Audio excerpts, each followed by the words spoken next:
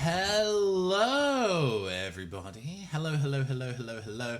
I am your androgynous android game show host from the future, Nathan Blades. Welcome once again to the Neon Caster Twitch channel on the second day of my bit of a streaming marathon, my glamorous return to streaming after a month hiatus. How is everybody doing? I just realized that my mic is a billion miles away from my face, so give me a sec.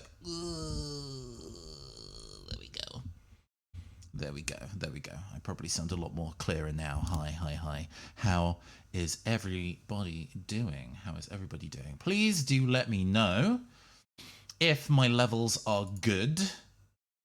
Likewise, let's get some vibes going and let me know if that is also at a good level, because we need to make sure that the balancing is good, and I never trust it to be just because it's good in my ears. It doesn't necessarily mean that it's sparkly for everybody else. So please do let me know what the levels are like. How are we doing? Yesterday was a fantastic return to form. I really enjoyed getting back into doing Cyberpunk Book Club. There's a video series I enjoy quite a bit. And Red Strings Club was actually something that I'd been meaning to get back to for a really long time. It was like one of the first games that I bought specifically to play for Cyberpunk Book Club, and then ended up having a bit of a time actually scheduling it. So I'm really glad that I was able to go and do so. But yeah, tonight. Oh, I should probably talk about our schedule in general for the rest of the week, because we can do that while people are still filtering in. So, the week's agenda. There we go. We have it prepared from last time. Tonight, starting an hour earlier, so I have a bit more time to actually do it, is a makeup stream. I got a bunch of really fancy goodies in the period between me doing this last. Because I did do a makeup stream maybe about 2 months ago or so, and that I unfortunately did not save the VOD to because I'm smart. So that's now gone into the ether. So I'm like, okay, now that we're back, now that we're streaming again, let's return to form and have another crack at it. So I'm going to be using some of those fancy goodies. And then, after we're all dolled up, we're going to play the Neo The World Ends With You demo, which I am very excited for. Very excited for. I'm going to have fun with that. The World Ends With You is one of my favorite games ever, so the fact that there is a sequel that I can now play is really exciting. Anyway, on Wednesday, we're going to be doing the Urban Fantasy Book Club.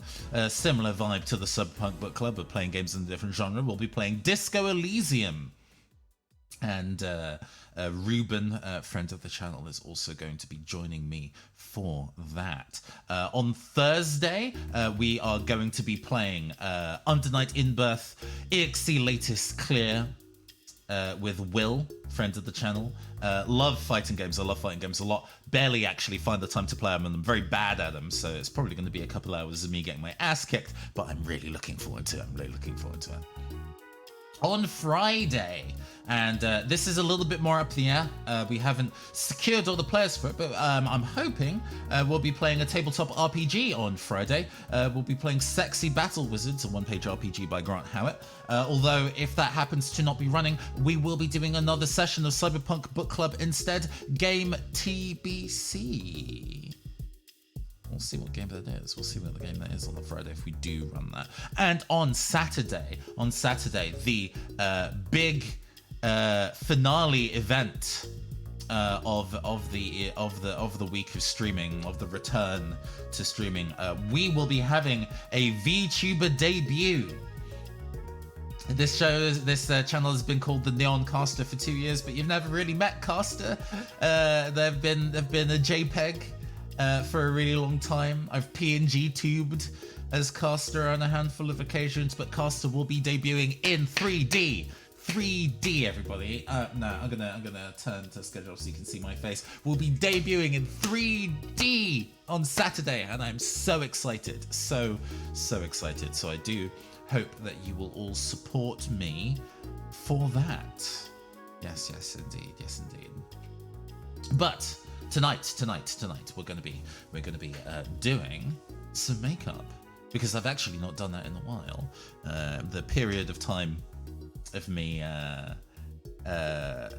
real life stuff going on, in succinct, changing jobs and chasing house, all within the same month. Put a lot of physical and emotional pressure on me, and I really did not feel like putting slap on my face. But now we are back and we are ready. And I spent a while wondering, oh, I should probably also show the fancy makeup that we have received, that we've gotten from Gamer Glam Cosmetics. We have this. Ooh, shiny, ooh. The inside is equally really shiny. Yeah. Look at that hollow reflective niceness. Removing this so you can actually see it. Yeah, there we go. It's in blue and purple. Two of my favorite colors. So I know I'm going to be getting some good use out of that. We also got cake eyeliners from Suva Beauty. Oh, lighting is playing havoc. There we go. Suva Beauty highlighters in neon colors. They're water activated, which means I'll actually need to get up at some point to actually make sure I have the water to make them water activatable. And actually, I treated myself. Oh, yes. Two also from Gamer Glam Cosmetics. We have two of their hard-wearing lip paints in Sonic Wave. Oh, I'm leaning over because I still have the boxes for them handy.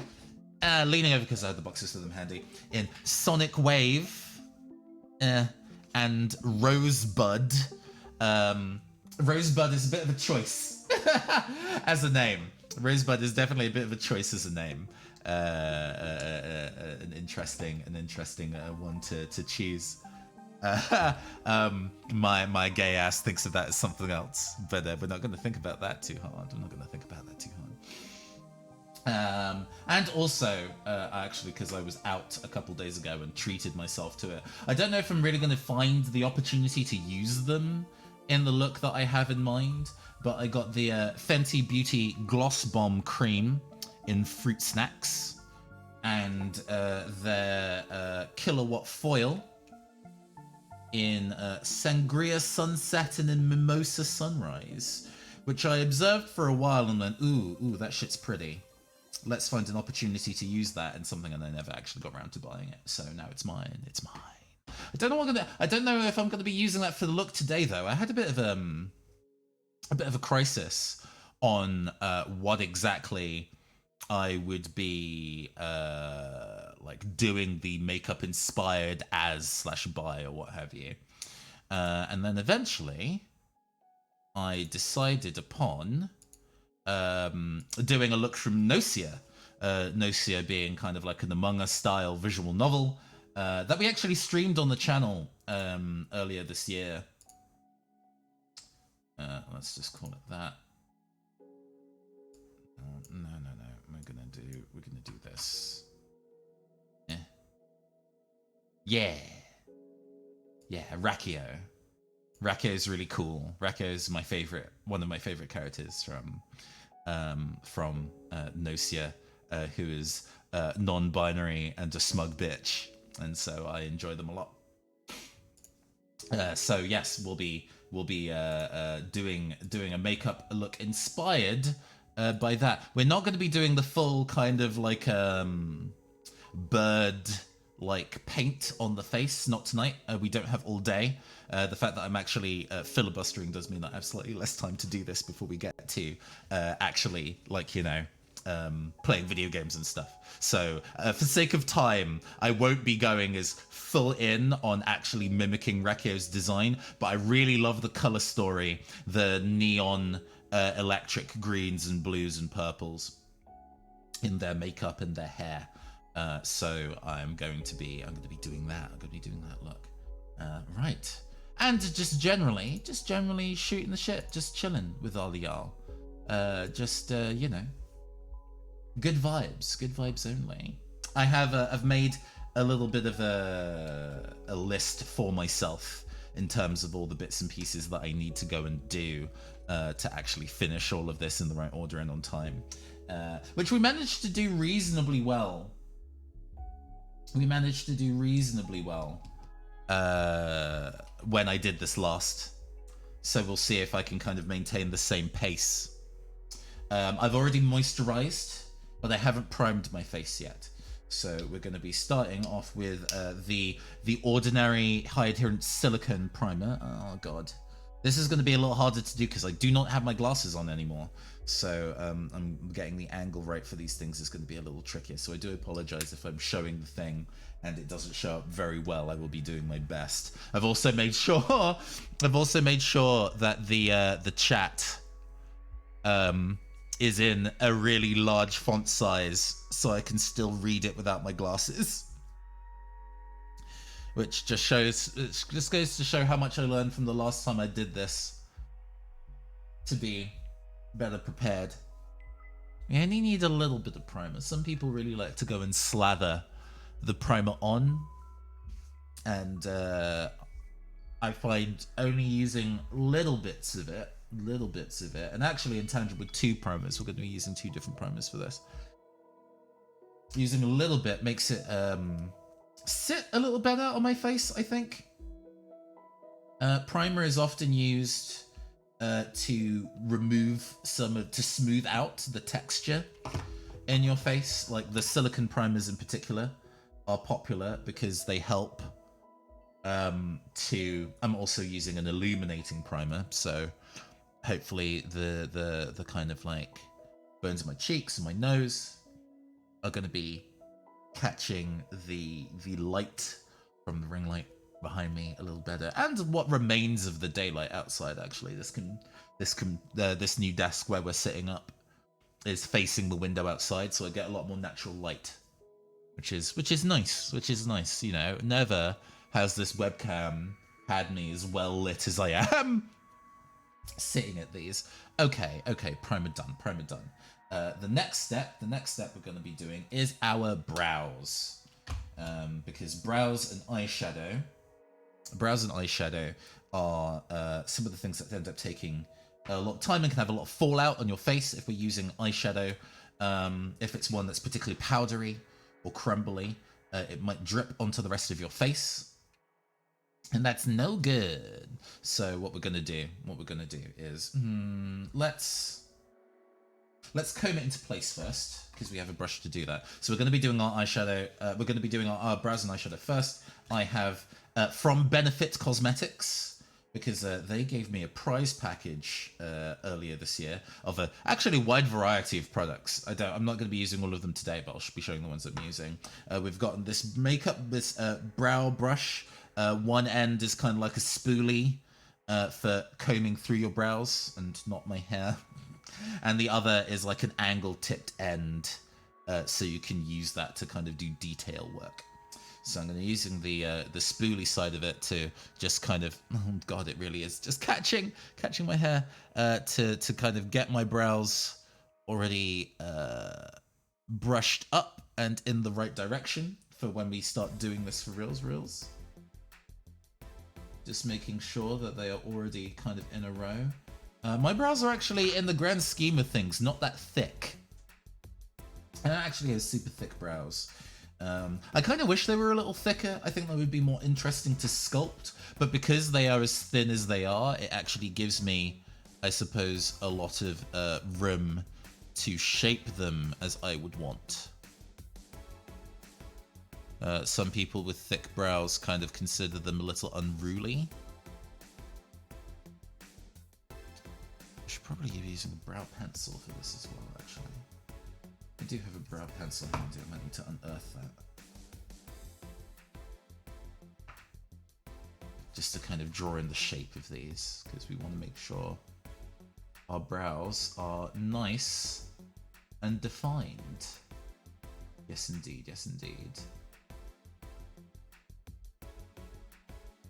But even with the what we're using the gimme brow, there we go. is essentially got a tint in it that's like a dark brown. So even having just put that in has already made my brows a lot darker. What we are going to be doing though, the crack of the situation. Let's see. Do I have the right tools available for the job? Well, the crack of the situation is using that kind of like a liquid nature of that brow primer to make sure that whatever we put in them will solidly adhere, that it will actually like stay in place. Goodness, I think I'm going to specifically. So and also moving house has meant that where my tools are have now moved around a little. So I now have not really a battle station, but all my bits and pieces now immediately next to my desk, which is maybe a little dangerous. Maybe a little dangerous that I have access to all these tools, all this power, all at once. But what I'm looking for doesn't appear to be here. What is that? One of the benefit things I got was actually like a really fine detail pencil. That is actually quite useful. I really did find a lot of good use out of that, because drawing these in can be really fiddly. Ah, here we are. You would figure if I was a professional that I would have made sure that all of these bits and pieces were already here and prepared before we started, but there were bits and pieces that I didn't realize I would need until I started. So this is, what is this thing called? The Precisely My Brow pencil. The names of these things, honestly. It has a really, really fine point, which is going to be really useful for carving out the shape of these. It doesn't necessarily need to be turning myself into like a Golgo 13 looking ass motherfucker, but it's just the ability to go and specifically fill in parts where I think my brow is a little thin, drawing in the edges as a bit of a guideline to myself.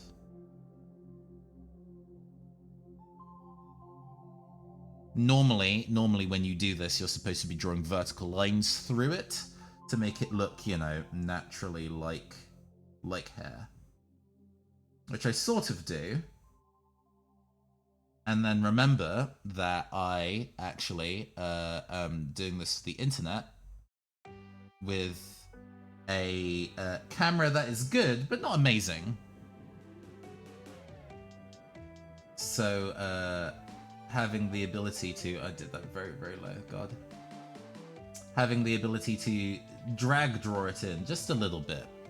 It doesn't need to be kind of like super intense or nothing, but just the ability to give myself a bit of a template for where I want to take the brows. There we go, that looks reasonably even. Reasonably even is largely what we're going to be shooting for today, because this is going to be an unpracticed mess. As I say, I have not done any makeup for at least a month, if not a month and a half. And I'm going to be sorely, sorely out of practice. I'm going to turn that forward a bit more and maybe turn the brightness up on that a little bit. There we go. Just to make it a little easier for myself to see what I'm doing. Yes. Okay. So we've got shape to our brows. The brows are filled in that kind of way, but what we're going to go and do now, before this all sets, is start to color our brows. And we're going to be doing that using eyeshadow.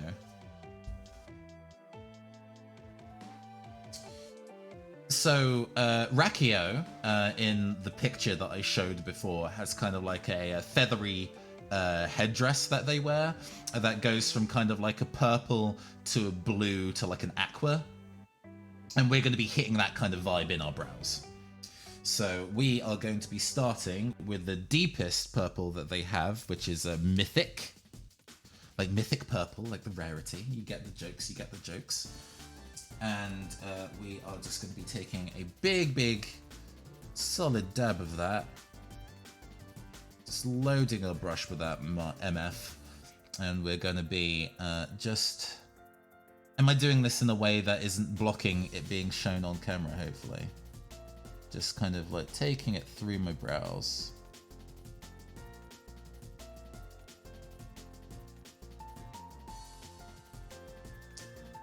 Yeah. One of the things that like a Gamer Glam Cosmetics is really kind of like pushed in their marketing is how pigmented their colors are. The owner of the company is an American black woman, and in the makeup industry in general, it can be really difficult sometimes to find pigments, especially eyeshadow pigments, that are deep enough and pigmented enough to show up on dark skin. So this company is very specifically working in quite pigmented palette shades in order to ensure that they actually show up on the target audience, which is very cool. Very cool. There are some companies out there that are in a habit of producing lots of colors and lots of collections, but not doing them in colors that are especially compatible with super wide audiences. Oh yeah. Also, the middle of this is a color eraser. It's basically a rough sponge. So I can just run my brush through that to get all the kind of excess pigment off without having to go through the process of fully re-cleaning the brush, which is great because I'm a lazy bitch. Okay. So we've got the purple in. We're going to be moving to, I think, this dark blue, or maybe this kind of like shimmer blue. Oh, thank you for the follow, Claire. Thank you very, very much. We are, I love your comics. Drugs and Wires kicks ass. We are going to be doing some GNOSIA-inspired makeup today. So we're doing a look that channels Rakio from GNOSIA, which is a visual novel and slash murder mystery slash werewolf, single player werewolf game that I really like. They have this really neat, in some of their clothing, fade behavior. Do not perceive me, I will perceive you. How dare you? How dare you say that you've not been perceived? I know, right? This palette looks really, really cool. Oh, actually, Dates and Wires is a game that I really want to play on stream. Whoops, sorry. Playing cyberpunk games is one of this channel's raison d'etre. So, I will definitely be having a go at that game soon. I'm really looking forward to giving that a whirl.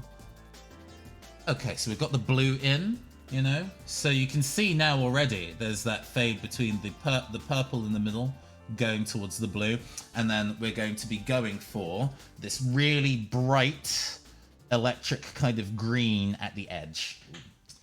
So we're going to go and get rid of all that excess shimmer blue, and then we're going to get that shimmer green, that shimmer aqua. Oh, look at that. And then start getting this in the corner of my brow. Oh, look at that. That's going on clean. Even just a little bit is actually showing up a lot. I don't know whether that shows. You can see that. You can see that gradient. That gradient is there. It exists.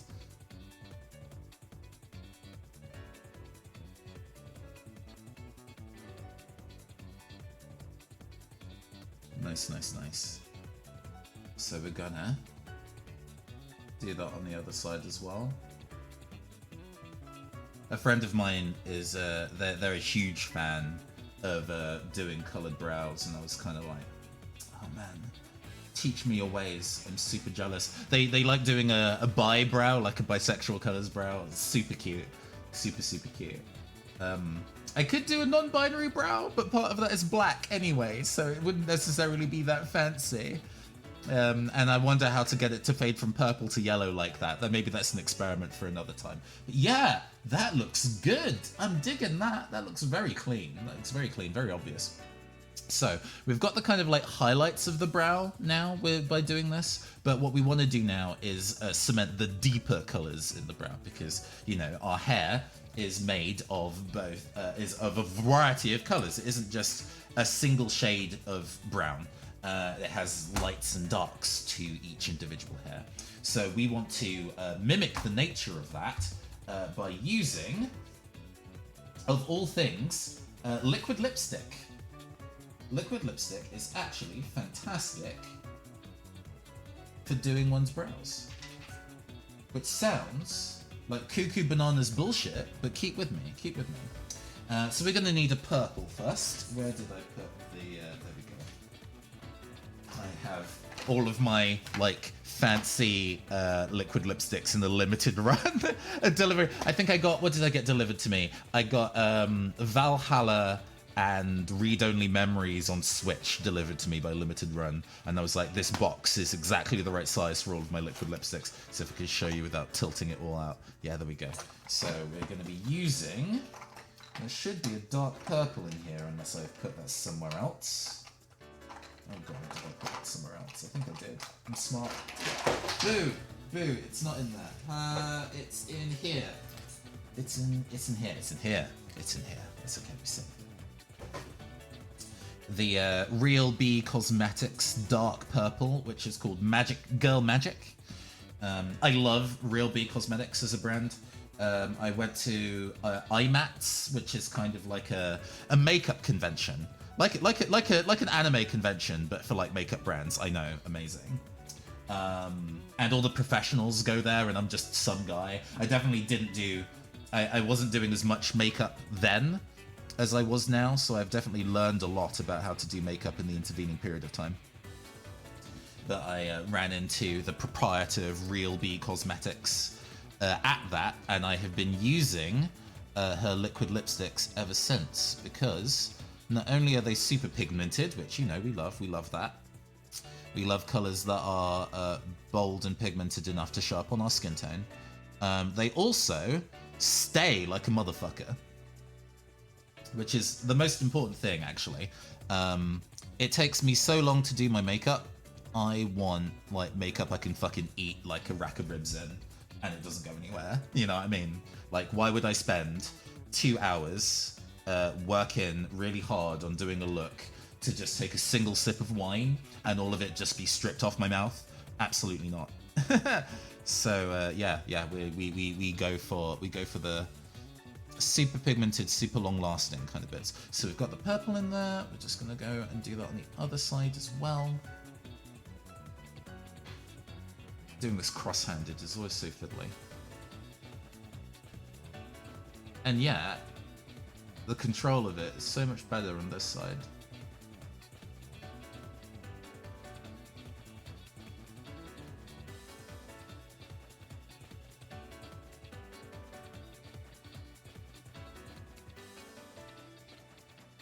Okay, so we've got the purple in.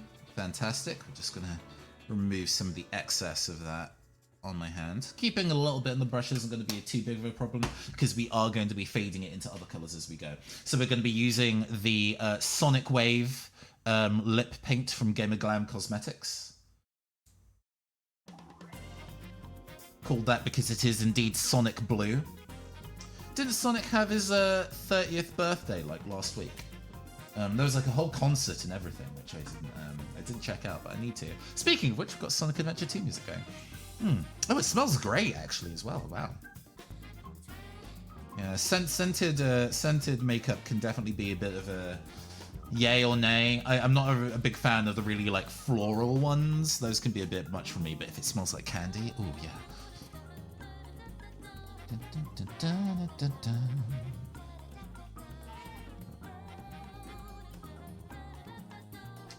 So we're taking that blue through, and then we're doing that on the other side of our face.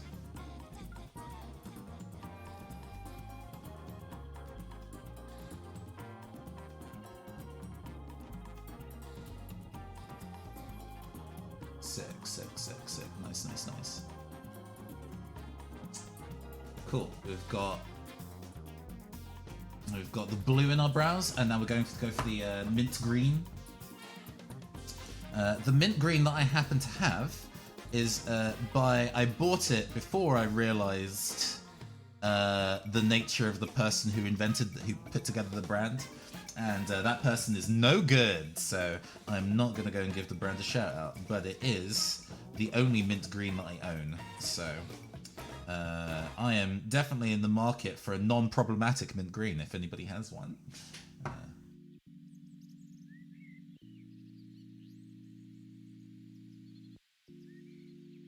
It's quite thin color as well, which can be useful. It makes it kind of more difficult to use as a brush color, but it'll do. There we go. Just getting a little bit of extra in the brow. There we go, looking good.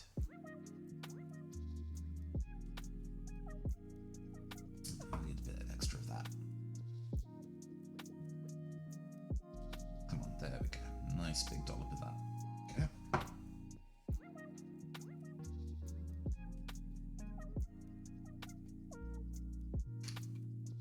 Okay, so we're gonna go and paint in the rest of that. Take it to a natural point at the ends. How are they looking? Are they looking even? They looking like sisters, not twins? But we've got that nice fade. That fade looks very good. That fade looks very, very distinct. Excuse me. I like that. That's come out real nice. So now that we've got that in, and I'm gonna like comb my hair out of the way again. We're gonna use the spoolie again on the other end of the brush to just make sure that once again we have it coating our eyebrows nicely. We want to make sure that all that paint we put in there is actually covering the hairs. And it's looking good. It's looking natural. Well, not natural. Nobody would have brows like this, but you know, there is some texture to it. I hope that makes it look like it's individual hairs that are coated in it, and not that I've just drawn it on my face.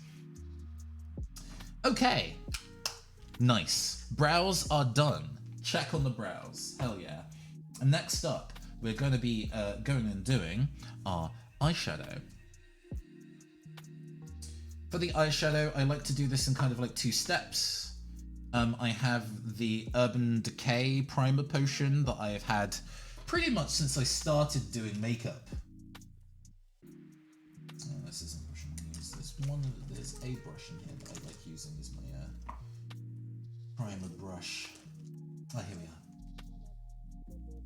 Yeah, I've been using this pretty much since I started doing makeup, which is now a very, very long time ago. So this is probably now old as fuck, and I need to get a new one. I probably need to go get a new one. But it has done me reasonably well. Eyeshadow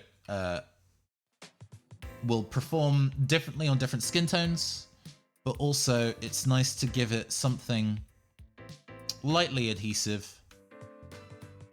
We are doing the below the eye as well, so we're going to get in a bit of that as well. There we go. It does give it something lightly adhesive to stick to. Fill my desk with makeup and then probably knock it onto the floor. So, you know, this is something we can be really messy with. Just dollop it on and then just kind of like use your finger to tap it into the space, because everything that we don't actually cover in eyeshadow gets covered in foundation when we do that stage later. So you don't have to be super perfect and super precise, which is great because I am not very precise, and perfect is the enemy of finished. So let's see. I think it's probably going to be for the best too. This is one of the things where it's kind of like, oh, it's been a long time since I did this last, so I'm trying to remember the order into which I did it. So this stuff needs time to set, because when you open your eye, it will, I have hooded eyes, so when I open my eyes, it puts a crease in the middle of it. If it's not set properly, I will then just have a crease in the middle of my eye primer, and that is no good. Actively useless to us.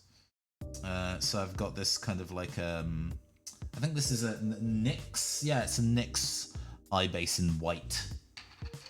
Proper clown shit. And we're going to be putting that on our brush and using a little bit of that in the middle of our eye and radiating outwards, because we want the biggest color. That's actually a lot. Oh my god. All right. We want the biggest amount of color to be in the middle of our eye. You know, we definitely want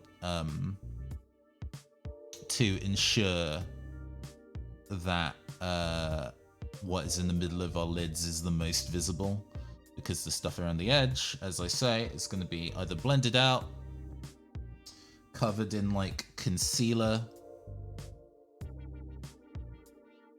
Yeah, I put, I think, a little too much.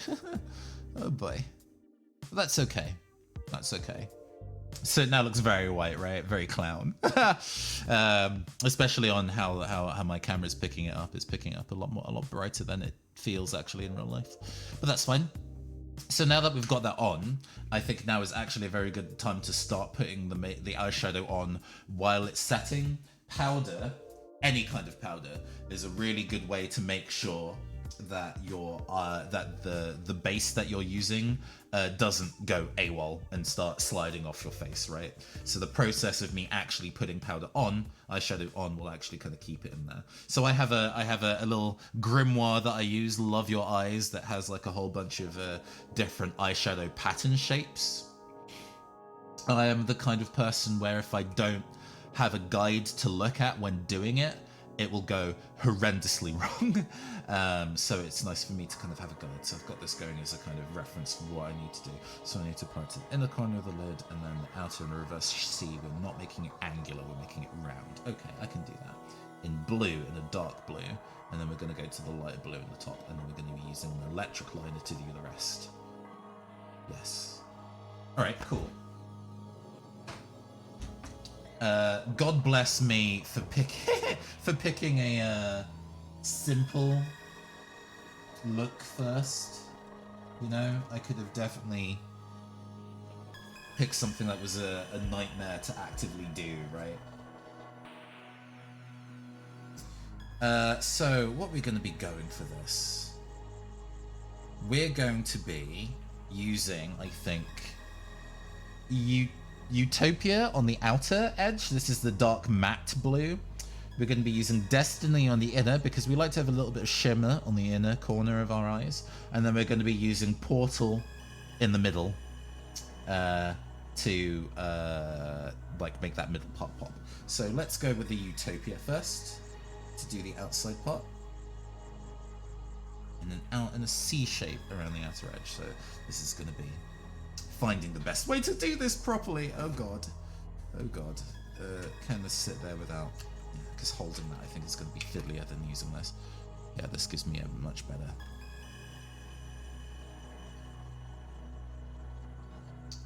At this stage, in the early stage of it, it's often a matter of just... I'm going to use the cylindrical brush for this actually. There we go. We're going to be using the cylindrical brush for this kind of shape, I think. Just making sure that we've got cleaned up whenever I used that last. I do not remember when I used this brush last. We've got a nice dollop of dark blue, and we're just going to be making this.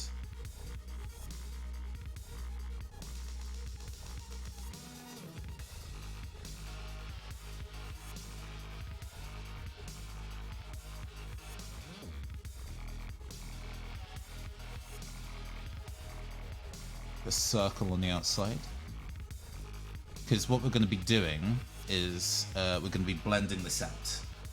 So currently we're packing the pigment on. We're making sure it stays on our face nicely. We've got the color there, and then we're going to be using a bigger, fluffier brush to blend it out so it can naturally fade into my skin tone. We're also going to be using a more skin color and dig through my collection for something that's more natural skin color to shape the outside so it's not just blending onto nothing. So we've got that dark blue sorted. Sick. We love that. We love that for ourselves. We're now going to go into Destiny, that dark blue shimmer.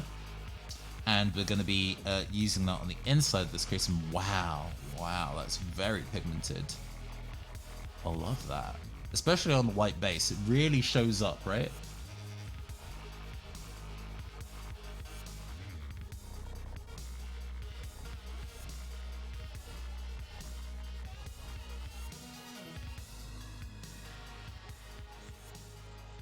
You know, we've got that going. We've got that going. That's looking good.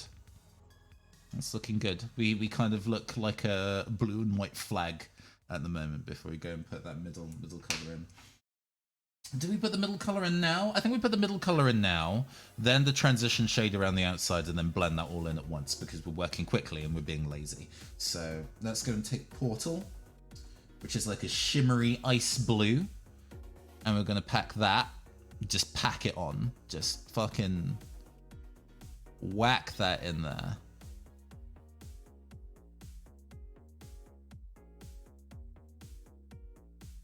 As our middle shade. And I'm going to be topping this with a really nice duochrome later from Cleonar Cosmetics. They're a Canadian brand. And I got they do really nice, really like tri-color. So they're not even duochromes, they're like trichromes, right? And I had that on mail order since I think the end of last year, and they eventually came through. Their COVID delayed their ability to ship them a lot, but you can see that there's a really the color depth on my monitor actually, or what I'm seeing on my monitor, is a little inaccurate. I'm gonna tone down the color boost. There shouldn't be a color boosting on it, but I'm gonna tone that down a little bit so it looks a little bit more true to form, because it's not quite that vibrant. We can turn down the color intensity a bit. Oh, how do we have that? That is a bit more true to form. Just a little bit, There we go.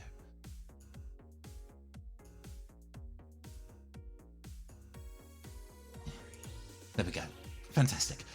So yeah, we've got our kind of block colors on. Next, we're gonna go and find. He says, looking round with one eye shut, like that makes things easier. Here we go.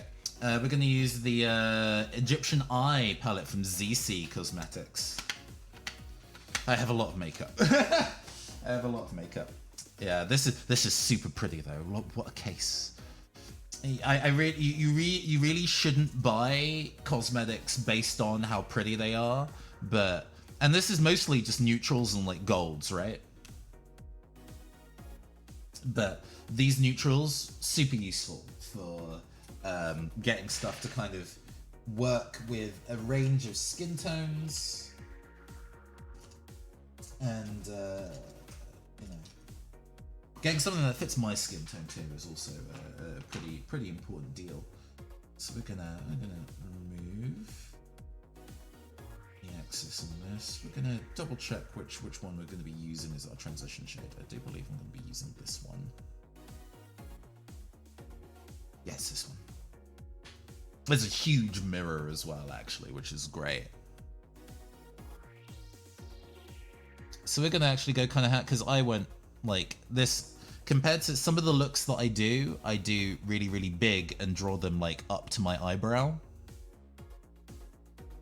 And we don't need to do that for this one. This one's a lot more understated. So I can actually cover all the excess in this transition shade eyeshadow. And look, it just hides all of it really easy. And then once we blend that out and then kind of get some of the excess with concealer.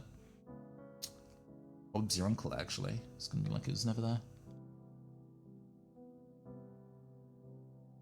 So it went from looking like clown eye to something actually very neat. Or neater, at least. I'm not that neat. So we've got all this in. And to make sure it transitions nicely, we're going to be using a nice big fluffy brush to go and blend all this out so it looks like intentional and the colors flow into each other nicely. And sometimes that can take away a little bit of the shine of it, but that is okay because we get to go in with an additional layer on top as well. We're going to be smoking the corner out of this a little bit, I think, actually. We want the blue to kind of like carry.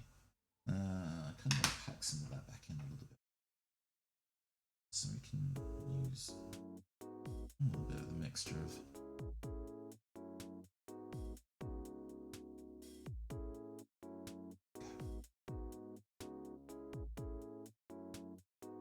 Every time, it's been a while since I've used this streaming playlist, so I kind of forgot the jams that we have on here. We have some fucking jams on here, man. Persona 3 soundtrack was so good. There we go. Yeah, glides off the face a little bit. It looks a bit more. We're gonna use a teeny tiny bit of Quasar, the white in this corner here, and we're gonna just dab the inner corner of the eye with that. In fact, we're gonna be using maybe the eyeshadow, the brush that I did my brows with to get rid of some of the remaining on that. I'm just gonna get just a little bit of it and dab it on the inside corner.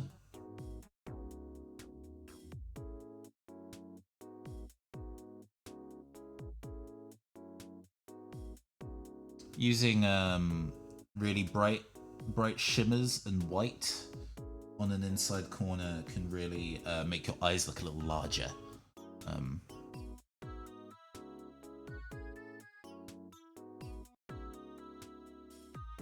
going to take that into the waterline just a little bit as well. Yeah, that looks good.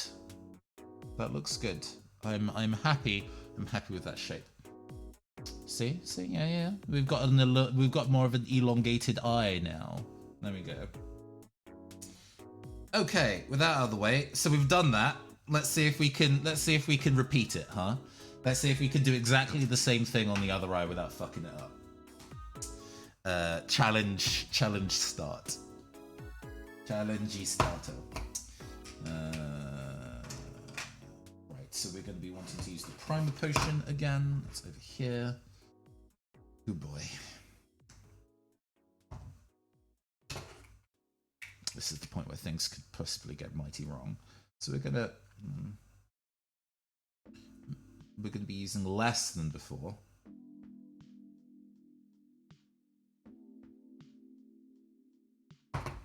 Because the reason why it went so wide before was because I overdid it. So we're going to be using a little less. Although I think I still actually use quite a bit here. Jesus. It's not so bad actually with this like cream primer. The cream coloured primer rather than the bone white. The bone white looks absolutely crazy if you do too much of it. And again, like, you know, you cover it all, but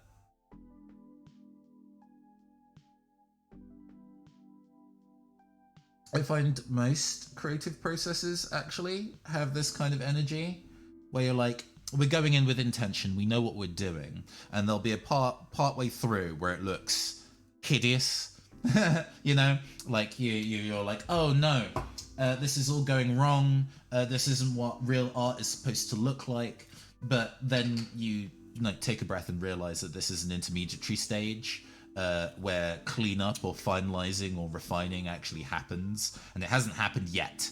So then once the refining happens, you're like, oh, it's fine actually. I was freaking out for no reason. And good God is doing makeup that. Okay, this is a bit better. This is not as an intense amount of white as before, which might mean the coloring is going to be slightly different, but that's okay. I only need really big pigmenting on the middle of the eye anyway. Okay, so now that we've got that in, and that took way less time because it was way less product, The thing, using less product means that the product lasts longer too, innit? You don't need to get all in there. A lot of like Instagram makeup people, like TikTok makeup people, like to like deposit the makeup directly onto their face. Like they'll be pumping the foundation directly onto their skin. What a waste of product! That's using way too much. You don't need to do that much. I mean, doing the most is generally how the internet likes to behave, but come on. Okay, so we're going back in with Utopia, the really dark blue. And actually, let's go and use the palette, the mirror on this, because it's absolutely gigantic and is really useful. So we're going to be getting something of a semicircle going.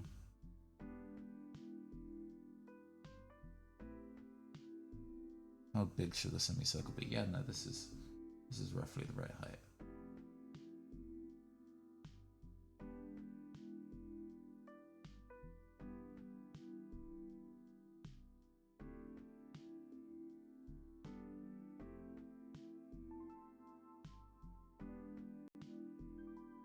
How are we going for the way? Oh, not even an hour yet. Oh no. We've been working actually quite quickly, which is good.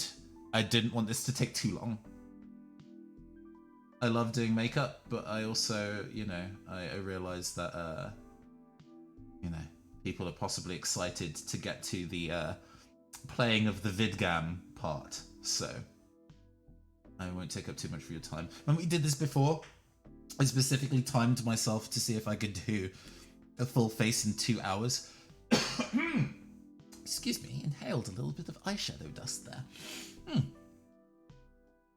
Actually, these aren't too dusty. There are definitely some palettes that I've used that kick up. Have massive amounts of, actually that's what's called kick up, when you put your brush in it a little too hard and powder just goes off the top. Yeah, this doesn't, the Galaxy palette, it doesn't have a lot of kick up, so it's actually quite nice.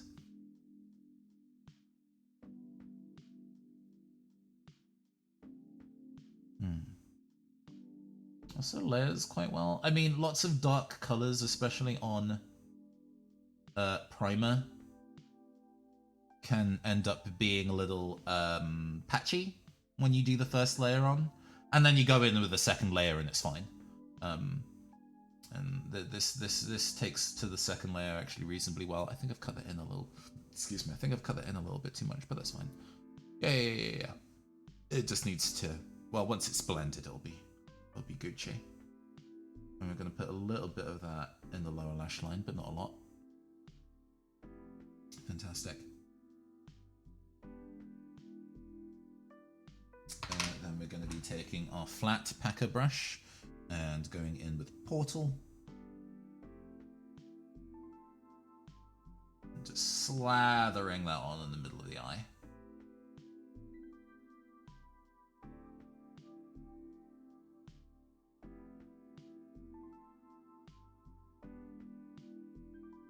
After all, this is our key transition shade that makes the motherfuckers go whoa. So, like, we want to make sure it is nice and pigmented, that everybody can see it. The shimmer is actually quite subtle. Depending on the type of like glitter that you're using in a shimmer shadow, it can be quite reflective and have like a sheen or a multi-chrome, or it could be quite chunky and have a big sparkle to it. And it has a little bit of glitter in the palette, but on the eye, it's actually like, you know, it feels like a sheen rather than a shimmer, you know? Like, you can tell that it has a bit of reflection to it, but it's not a lot, which is good, at least for me, because I have a lot of glitters and a lot of like top coat glitters, so I wouldn't want this to be super glittery. This lets me build out the shape and pattern that I want, and then I can go over it with a topper color. Right, so we've got all that done. We're going to neaten up the outside. We're going to neaten up the outside with my transition shade.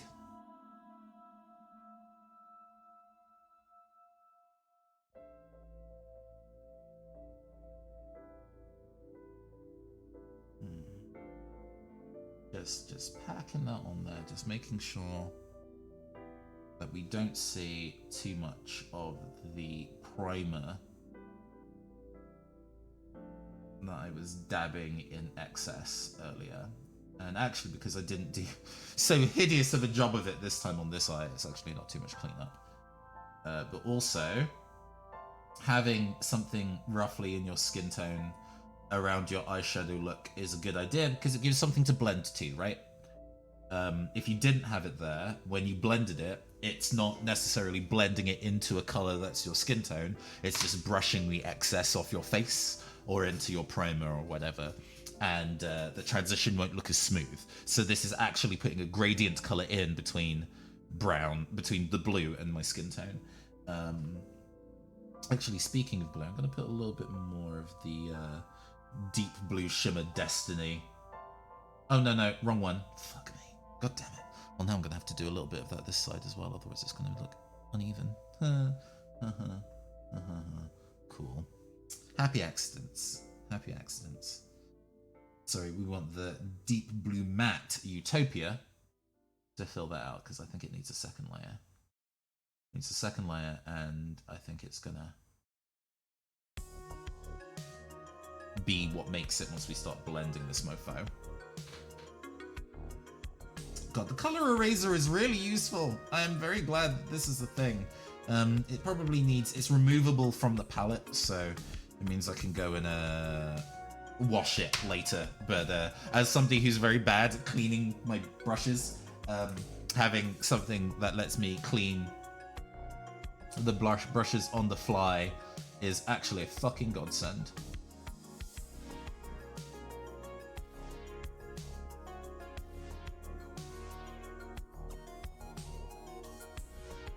There we go. So we've, again, like before, blurred the outer corners of it to make it a little smokier. So it's not a harsh edge, it's a softer one, but the top of it is actually a lot harsher. There we go, that looks good, that looks good. Then we are going to get the white, that's right, we're going to get the shimmer white.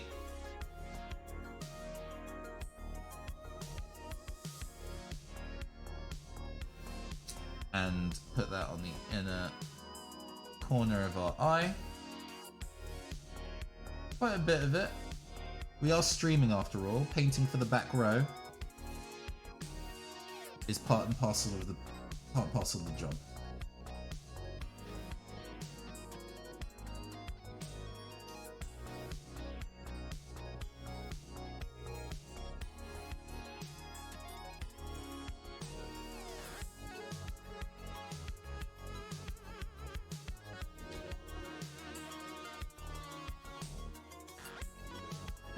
Okay. Wonderful, fantastic. So we've got all that on. We've got the color story. We are going to do a topper. Yeah, we're going to do the topper shade. We're going to do the topper shade, and then we're going to do the eyeliner. And the eyeliner, I'm very, very excited about using the water-activated UV eyeliner. I don't actually have a UV lamp handy, which is a bit of a shame. We are going to be using this sexy little kind of like seafoam green here. And I'm just going to be wholesale taking a finger of it. Like, look at that. Look how, let's see if the camera can actually catch how, look at that, how multicolored that is. Nice. Clear Cosmetics. Since we're talking about the brands of the things we're using, and we're just gonna tap that across the eye. Goes well with the chill music choice. Yeah, this is from No Straight Roads, Eve's theme. But oh man, look how shiny that is now. What amazing. Right. Also, hi Tom, how are you doing? Good evening, my dear. I remember you saying that you were going to be doing some painting yourself this evening.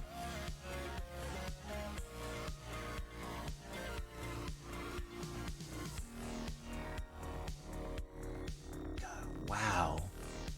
Man, look how shiny that is now.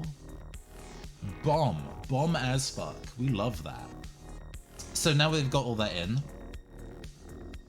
we can start doing the fun bit and using the water-activated UV liner, which I don't actually have water for, so give me a second while I go and obtain some water and probably wash my hands, because I like to use the back of my hand as a palette, and yeah, it needs cleaning, especially if I'm going to be using it to do other bits and pieces. So excuse me, just one moment, you get to observe the back of my room. I think I'm also going to turn the light on as well, it's starting to get dark in here. What? Unadulterated stream of Nathan Blades desperately tries to obtain liquid to there we go. I would normally use like a small, like a, what's the word, like a cruet or something to kind of put water in, but I can't find it, so we're using the mug that I used to paint when I do like minis and things with, since this is very used to being that. Okay.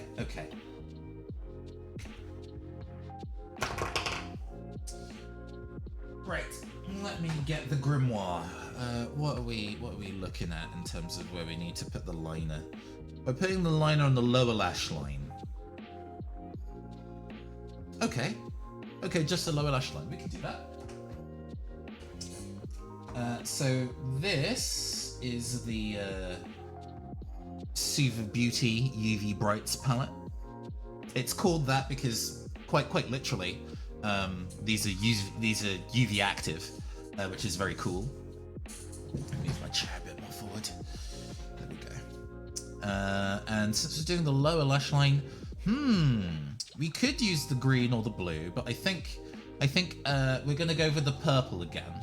Since we have the purple on the inside of our brows here, let's go and also take the purple to our lower lash line.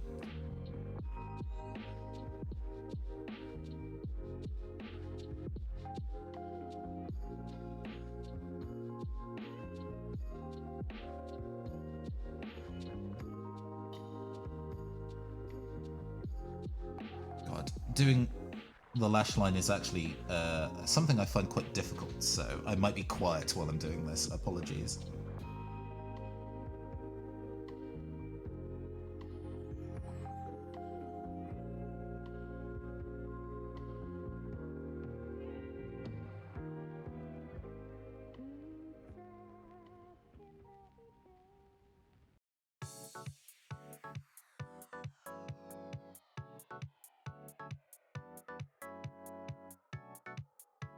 Just being really careful to get the right mix of paint and water, because obviously if I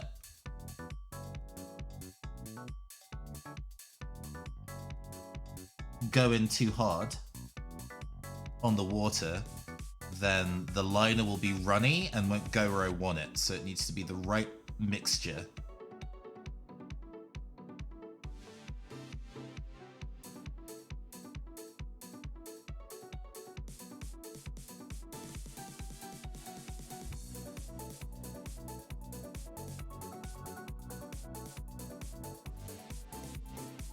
Does that show? On this side here, do we get that pop of purple?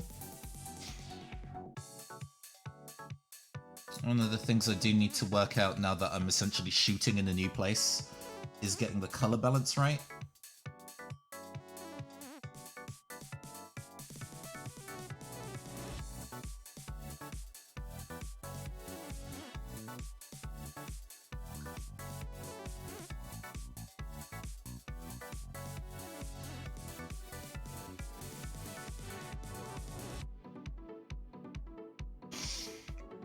Oh yeah, I think that's looking good. Just getting it to sit and not having my nose itch while I do it. God, the last thing that you want to do is sneeze while trying to do liner, right? yeah. So this eye, whether that's showing up correctly, who knows? All right, let's move on to the other eye.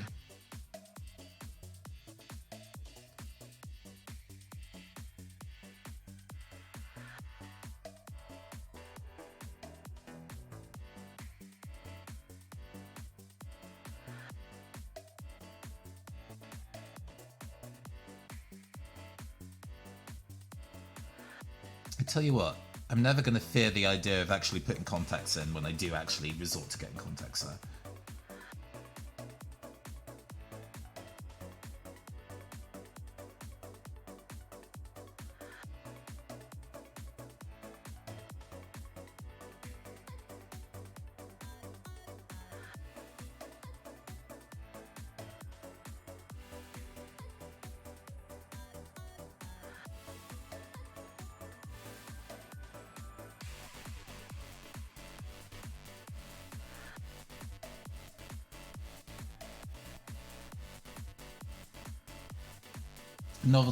I failed at that for a Halloween outfit. Novelty contacts went straight in the bin. Yeah.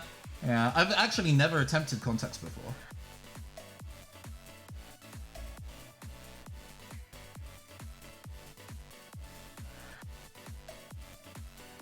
As a kid, the idea of putting contacts in my eyes and them getting lost or me just poking myself in the eye was just like, couldn't do it. But these days, who knows? Unfortunately, and if you watch the stream a lot, you might notice, I actually have a lazy eye, and I've had one all my life.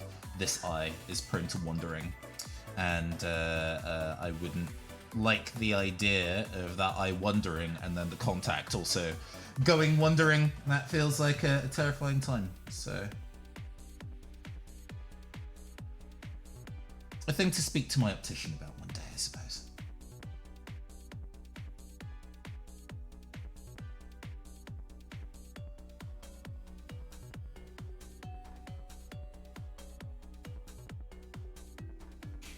Oh, hello, Adam. Hello. We are in the middle of doing our makeup actually pretty well.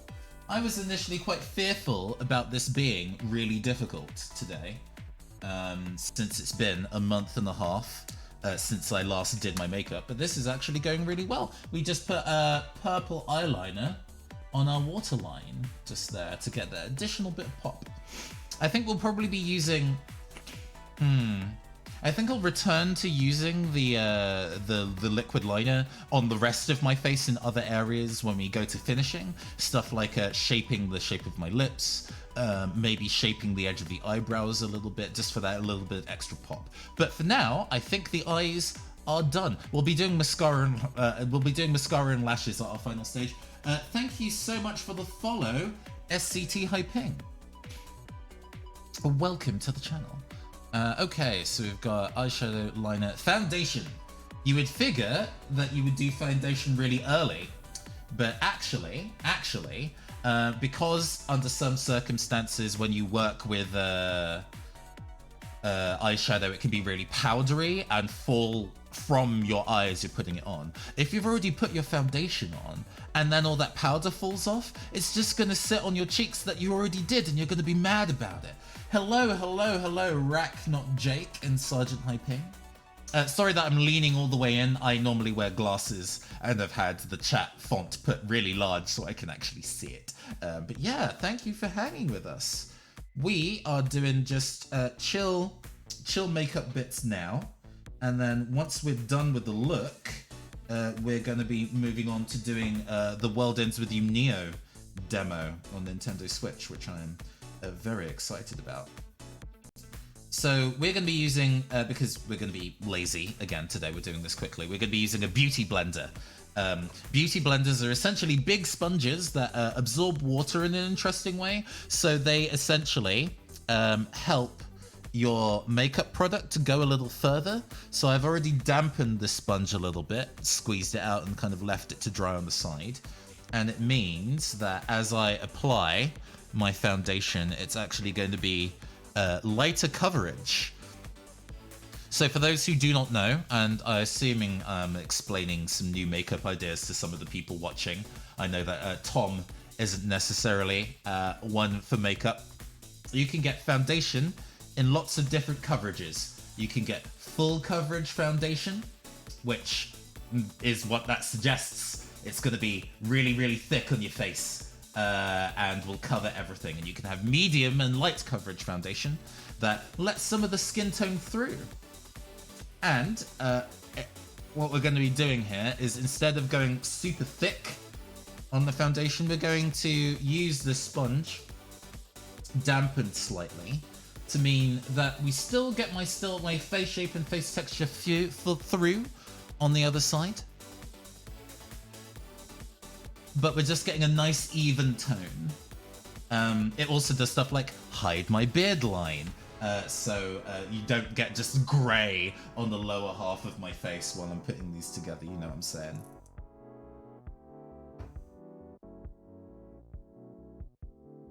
We're also going to be going into the forehead and into the temples.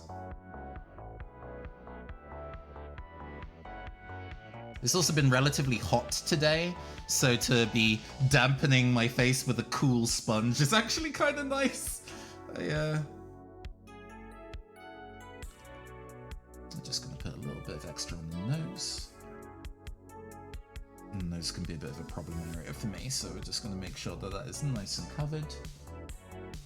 That our beard line is nice and blended in. Can't speak of heat, we're melting. You can't speak of me, we're melting over there. Ah, yeah. Yeah, depending on where you are in the UK can be we're not, unlike the US, our houses aren't really built for the summer. They're built for the winter to trap heat in. So on really uncharacteristically summer days, like, you know, at the moment, especially with global warming being what it is, it can be a bit of a time surviving the heat. Although I've been hearing that the US has been going through absolutely like obnoxious heat waves at the moment. Okay, so we've got the foundation on. It's looking nice and even, nice and dewy. It's not overdone. It doesn't look like I've gone and taken a Dulux like wallpaper paint to my face. It's looking nice and natural. And we're going to be going and doing the let's do the contour first. I really enjoy doing contour. So there's lots of different ways that you can do contour. Contour is the secret, the art of changing one's face. You can do a surprising amount to make your face look different depending on how one does their contour. I actually like doing drag king style contour. So that's actually making my cheekbones go even further out, bringing my brow forward and stuff to kind of make it more angular. I won 1,106 pounds for a £1 bet today. Oh, congratulations, congratulations. You going to be spending that on anything nice? Yeah, I tend to like doing my cheekbones quite high as well. So we're going to be painting in these cheeks. That's about right. I need to bring this one forward. Nice. We're going to be accentuating our cleft chin. And the philtrum, that's the little bit between your nose and your mouth. We're also going to be just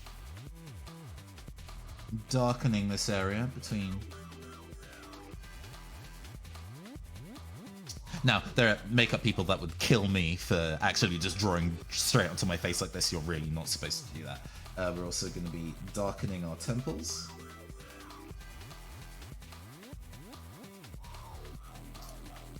I don't need to do all of that as badly for this side of my face because my hair is blocking it. And again, we're being lazy today.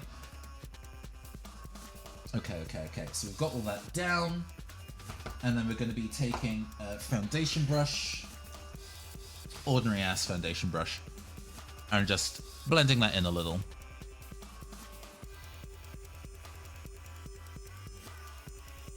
I wish I knew what was going on. I have no idea with regards to makeup. Yeah, you know. That is, I'm trying to kind of explain how as I go. What we're doing here is the illusion of making my bone structure look different to what it actually really is. So, the hint of this, and this is true of actually a lot of painted forms. So when you're doing digital art as well, this is true. So on a work, if you use darker colors, that recedes that from your line of sight. So by putting the contour on the side of my cheeks, I am pushing that back in my face. It's making these parts recede. And when I highlight my face as well later on, it's going to be pulling those pieces forward. So what I'm doing is carving out my cheeks with the contour and the temples to make my, just kind of suck that in. I mean, I don't need to make you look masculine. You can learn how to do this yourself. But yeah. This is essentially where drag kings put their contour a lot of the time to kind of accentuate these masculine features. So it's all about making the cheeks sharper and more angular. It is about raising your cleft chin and making that more pronounced. And it's also about bringing your brow forward by receding your temples, are usually the key areas of doing so. Highlighter, right. Highlighter is going to be an interesting one. I normally have a highlighter palette that I love using, but I have actually managed to misplace it recently because I am smart and have moved a lot of things. So I'm going to put my glasses on briefly. And it means I can actually see. Wow, I can actually see where this is going. Wow, this is looking... Now I can see myself in my viewfinder a little bit. Oh, this is looking like it's coming together. We're looking sexy. But give me a second while I go and find where my highlighter be at. Because there is one that I definitely prefer using and would like to use it today, if possible. Is it just not here? Fine. Okay. This is... We do have the concealer. Concealer. This is what I use for doing my highlighter. There we go. So concealer is essentially really thick foundation, called as such because, you know, it's concealing the details in your face. You often use concealer to do stuff like hide the bags under your eyes, which we are sort of doing. We are making this area brighter. We tend to do like a little wing shape. So we kind of do long ones and then they get progressively shorter as they go out. We're also going to be putting some concealer down the middle of the nose, which I never do straight. I'm very, very bad at doing the nose concealer. We're gonna do a little bit above the brows and then also below the brows. I might have to be doing a little bit of that below the brows as well. And then what that's gonna do is like really highlight the shape of these motherfuckers so you can tell what shape they're supposed to be. We're going to blend. This is all looking rough now, but we're going to be blending this in once we're done with all the places we're putting it. We're going to be highlighting the sides of our philtrum and our Cupid's bow. We're going to be doing a little semicircle above the chin, bringing that forward. And we're just gonna also, we don't need to do those. We're gonna be doing like an actual highlighter. So it looks very silly like this, right? Looks like tribal tattoos or some shit. And we're gonna blend all this in. Let's use you can use the beauty blender, the sponge, to do this. But I must admit, I am not as used to blending that way. So we are going to be using just a regular foundation brush instead to do the blending. Oh, sorry.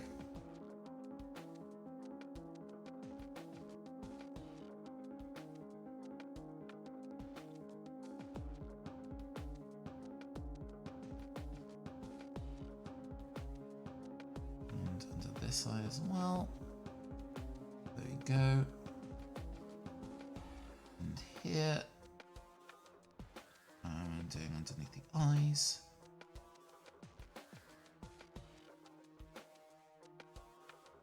This also hides some of the kind of like mistakes we might have made with our eyeshadow as well. Doing this in.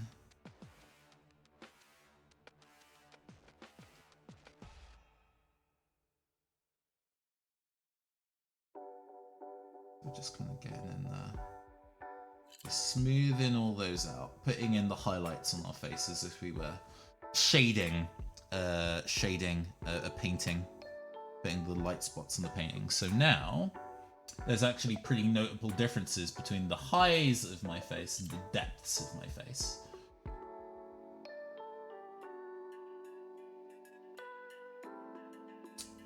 Okay, that's looking good. Meaning we can now do highlighter. To which I think I'm going to use the new Fenty Beauty highlighter.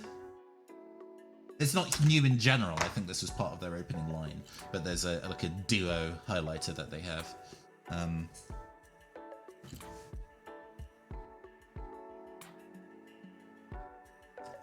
So we're going to take an angled highlighter brush. And because we're going to be working in contrasting colors here, so because we've got lots of blue on our face, we're going to be using the orange as like a contrast point. So I'm just going to tap it in there, and then I'm just going to kind of catch these bits of my face to kind of bring this out. So we're circling the corner of our eye and also highlighting our cheekbone.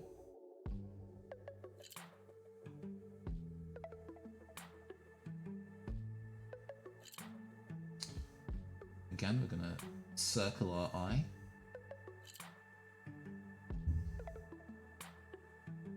Highlight our cheekbone. There we go.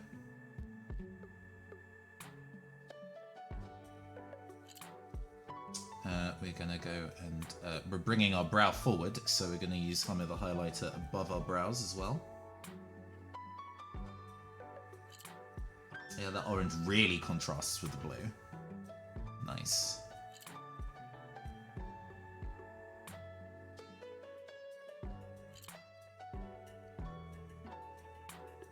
There we go. Looking good. And we're going to do a little bit on the bridge of our nose. And then we're also going to do a little bit on the tip of our nose. And actually, I'm going to use the pink for that. So I'm just going to dab a little bit on the tip of my finger. And then tap it in to the tip of my nose, to bring a little bit of colour to the rest of my face. There we go.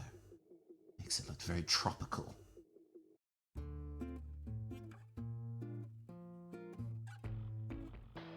The trick is to not overdo it, otherwise you look drunk. Like a red-nosed drunk, and we're not trying to do that, but we are trying to find some spaces to put a little bit of extra color into our face, because we've got quite a cool makeup color story going on. We've got lots of blues and lots of greens, and that can make me look, and I'm actually looking on camera a little gray. So we're not going to be doing makeup all evening. We're going to be finishing this up. We're almost done, actually. We're doing the lips and mascara, and then we're going to be playing Neo: The World Ends With You, the demo, on Switch.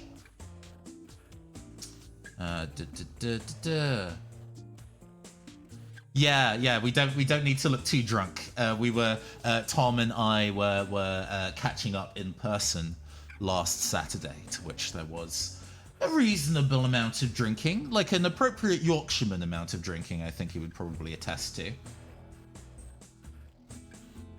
Oh, I mean, I am absolutely also here for the makeup, you know? It's a part A and a part B. But it means that once we can once we're all glammed up, we can go play some video games. We're all glammed up.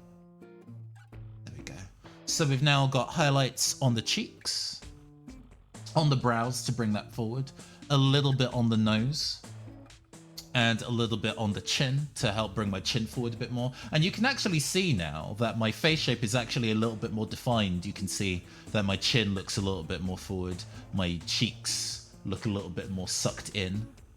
And then my nose looks a little bit straighter and more pronounced.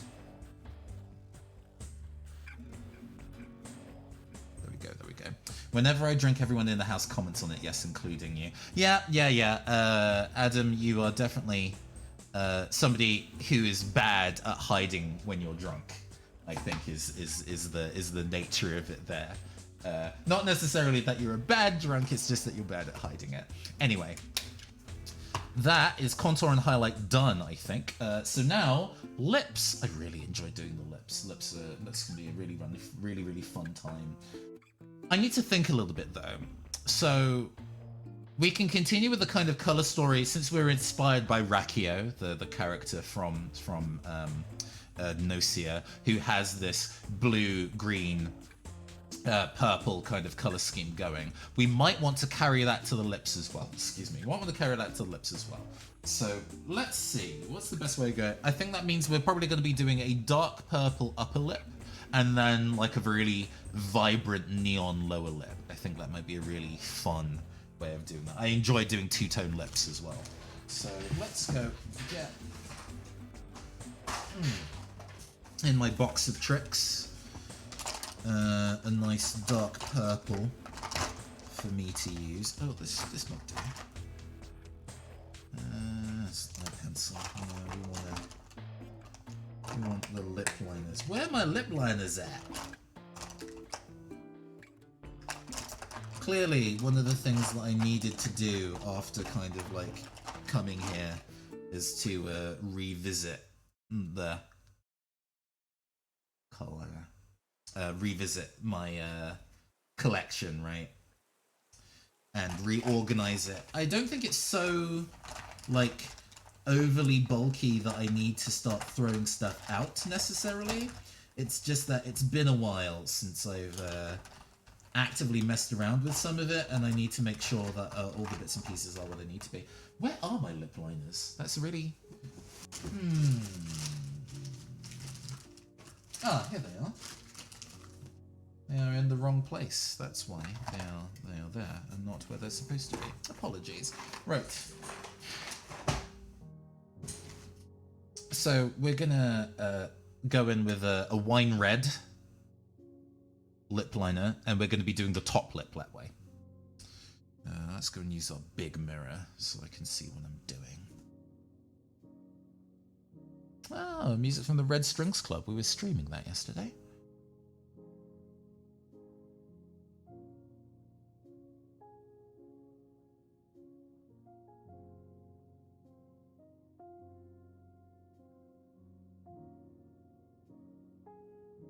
So what lining your lips does is it is essentially a guide for you when you are actually putting the lipstick on. Some people, I have very defined lips. My lips are a very different color to the rest of my skin tone, but I can essentially alter the shape a little bit with my lips with the lip liner. So I can make the Cupid's bow, like this bit in the middle, a bit more pronounced, for example, which is what I'm going to be trying to gun for this time.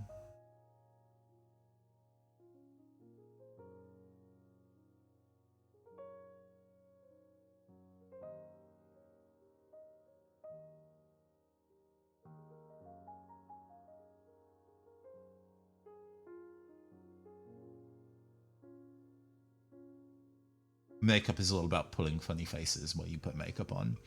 It is one of the rules.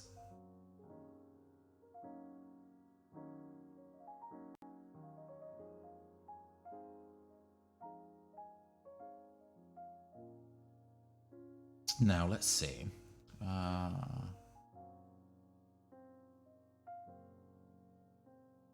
Also, my lips aren't perfectly symmetrical, so being able to draw them in actually helps them be a bit more even. We are also going to do the lower lip line. Do we want to do that in the dark purple? It's going to be near... I guess it makes it consistent to do all the same colours we are.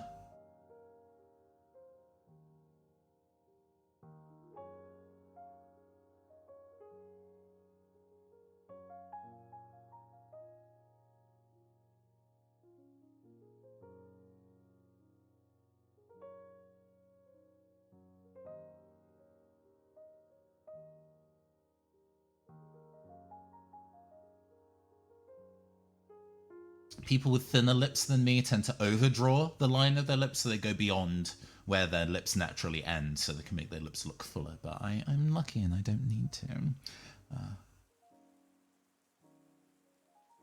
Okay. So now with our lips lined and our kind of guide work down, we can actually start filling in the gaps. Painting in. So we are said that I was going to be doing a dark upper lip, so we're going to be going for the dark purple that we were using before for our brows. Also put this mug of water out of the way for a second. There we go. We're just gonna paint in our upper lip line. Just a thin layer. It doesn't need to be super thick. We're also going to be going over it with another color, so.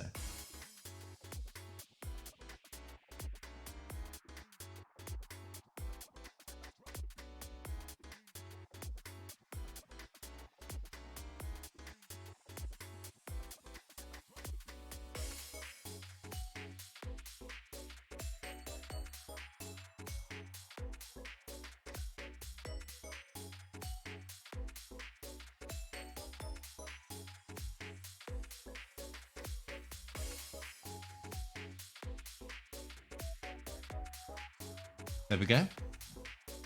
Nice, nice, nice. Got it.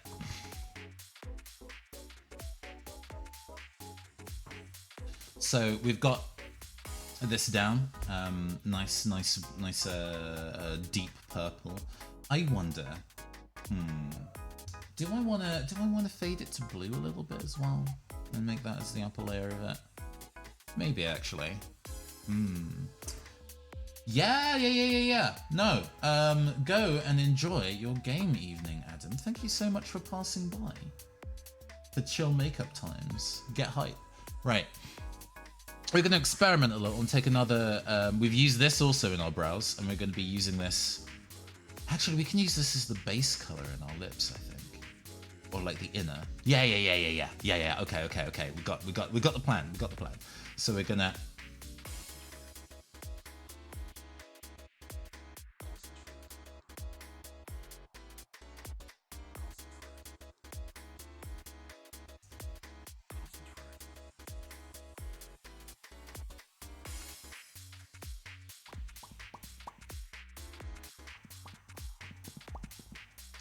So what we've got going here now is that I've got a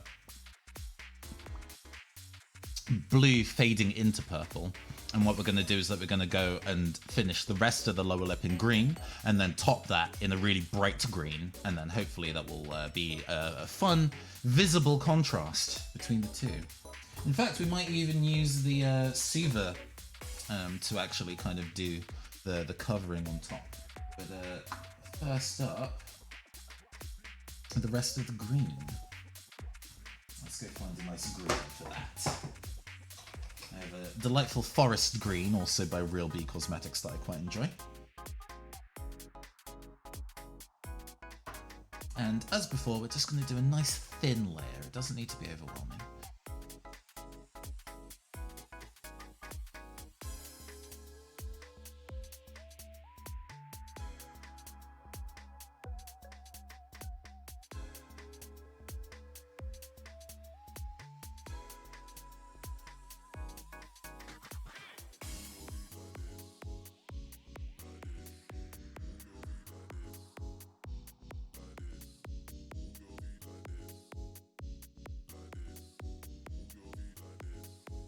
So it currently looks really dark because we've got both the dark bottom lip and the dark top lip, but they look different. You can tell that there's a color difference between the two.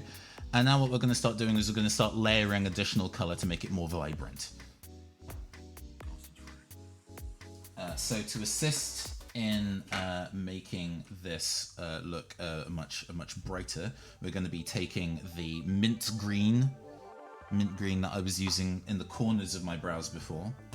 And we're going to be carving that kind of like seam line between that blue and the green there.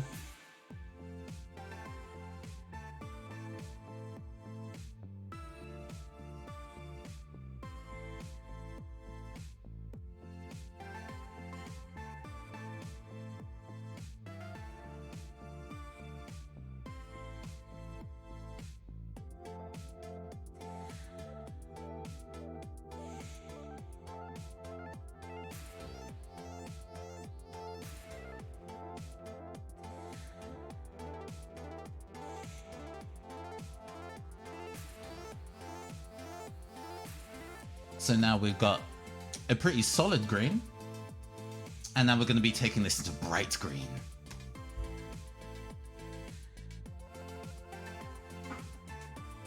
So we're gonna get our Super Beauty like electrics palette, and instead of using that super thin brush, we are actually going to get a more solid looking applicator brush.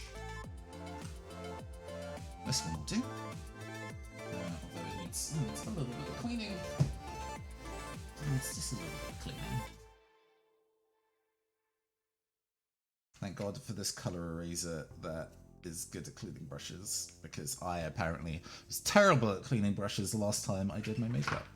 Boo me. Everybody clean your brushes. It's hygienic and it means you won't be frustrated when you do something in a different color palette later. There we go. I'm gonna dip this in water to get it wet, and then we're gonna go and just it up. Sorry, looking down, we're just gonna start loading the brush in green, and then we're just gonna paint our bottom lip a third time.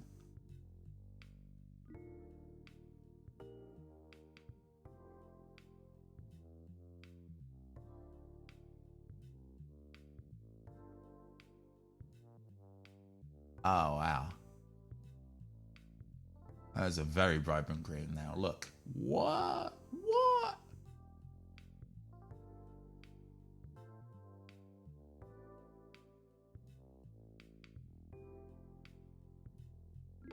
And even though this is eyeliner, or designed to be eyeliner, we're using it in unique places because when it comes to painting, there are no rules.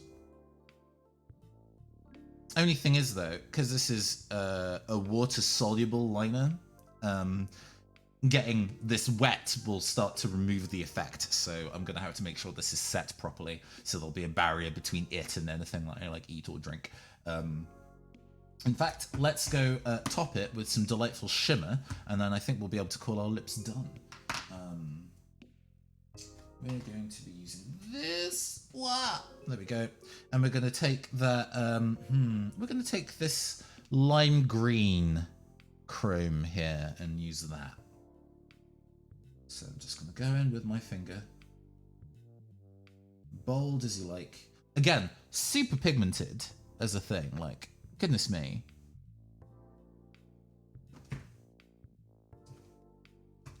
And just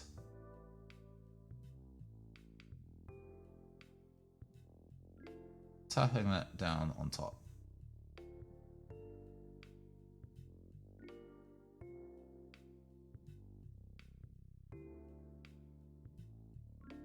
Buttery smooth, but it's so shiny, look.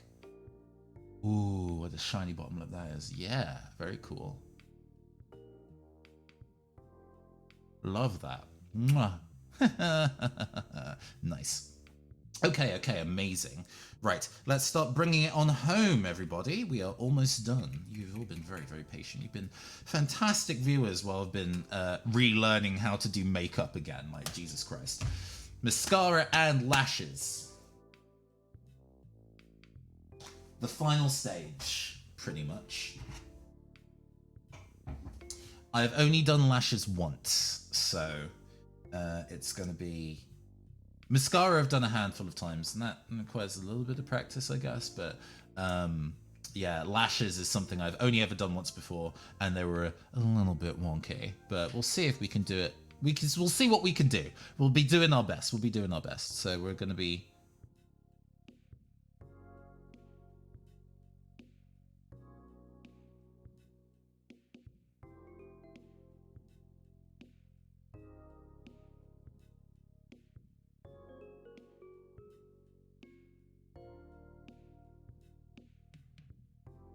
Oh no, it's this way. Yeah, I was like, how do I do it? Mascara again? It's by leaning back and looking at it. There you go.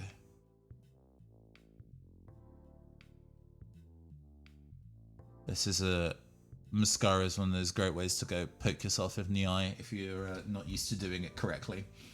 It requires a bit of a technique and a bit of a trial and error to get it to where it needs to be. Also, I do recognize that this is actually a detail that doesn't show up on camera too great, but we persevere.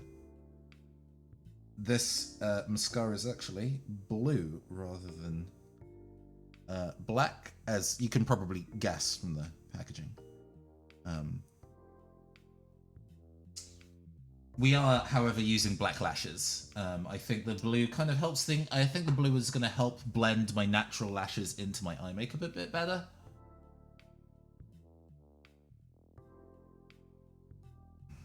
Let's do this cross-handed like this.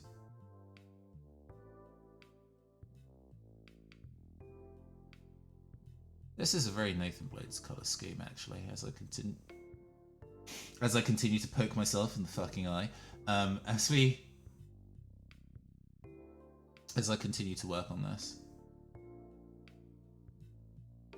The kind of like green reflect in the eyeshadow, I'm kind of like, yeah, that's a very mean maneuver.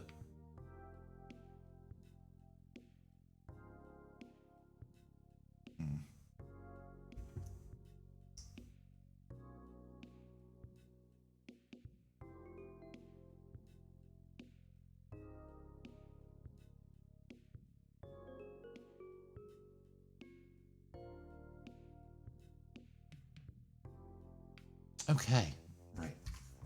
Mascara, done. That bit's not so bad. Nightmare mode now is doing the goddamn glue and lashes.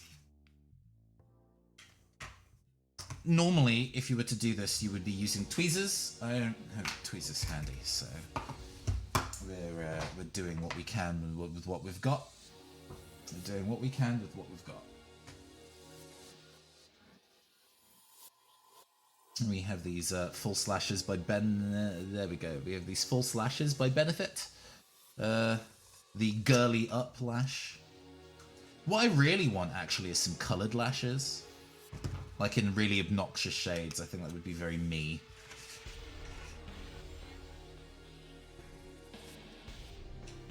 I'm glad that we've got more dramatic music than normal for me to actually put these on too. Perfect. So we're going to be using this invisible lash glue.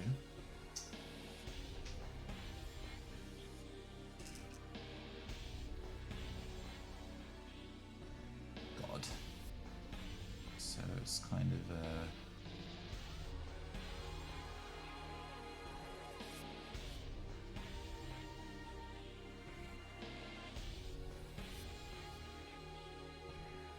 because the glue is kind of clumpy, actually.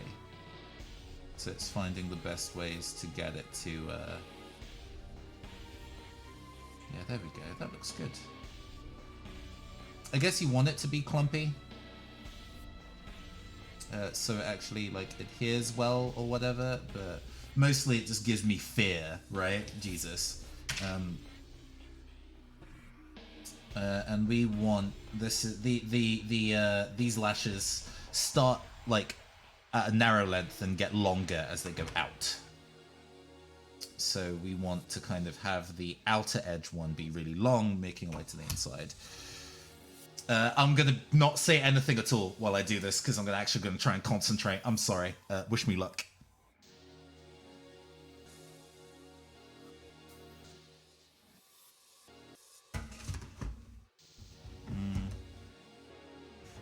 Oh no, this is already going very, very wrong.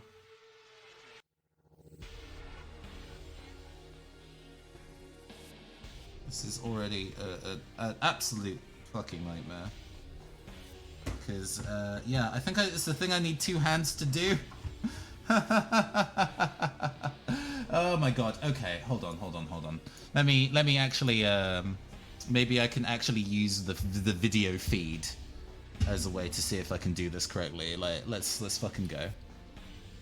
No, that's not gonna help either. That's not gonna help either. Oh god.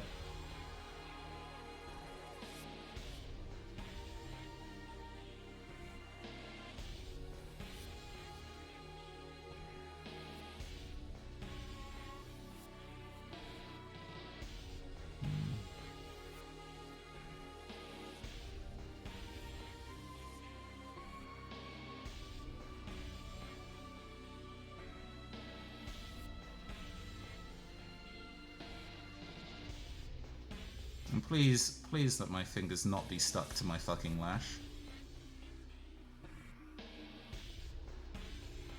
Dear Lord, how do people actually do this on the reg?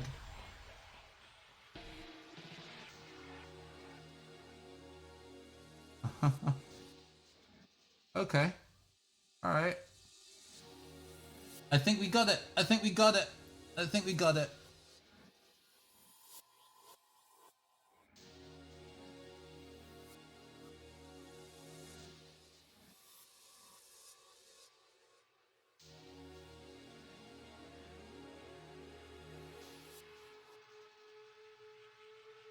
Definitely a pig 0 out of 10.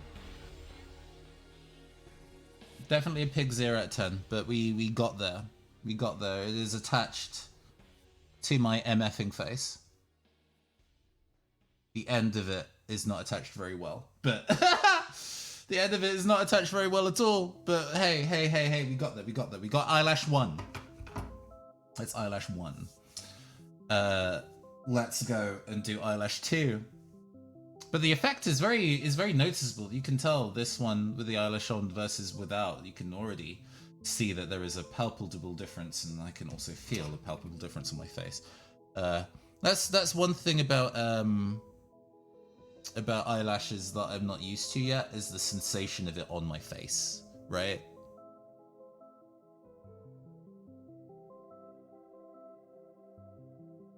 Sorry, just continuing to fuss with it. Okay, I think I might need to get the tiniest dab of that.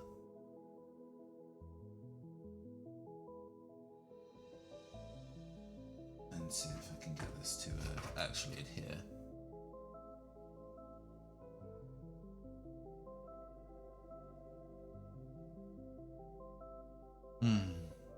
While I'm holding this there for posterity, how is everybody doing?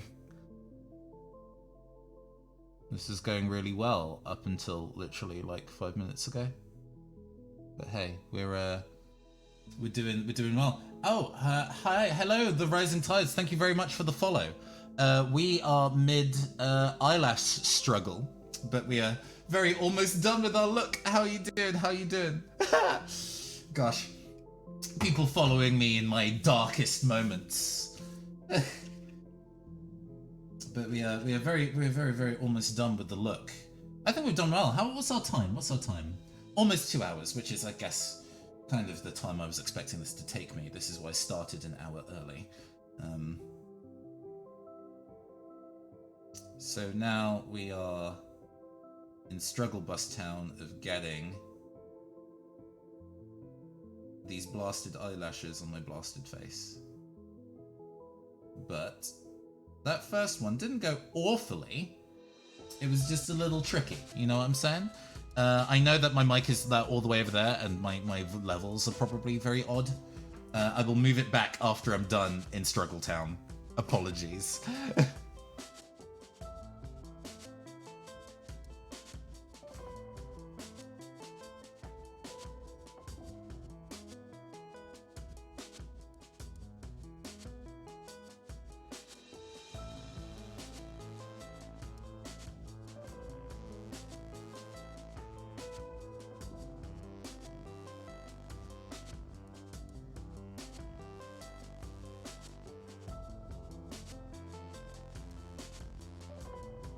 Oh no.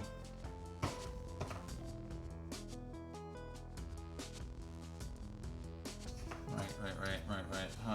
Hold on. I'm doing fine. I was doing really well, and then I decided that I wanted to put an eyelash on my face, and now I'm doing terribly.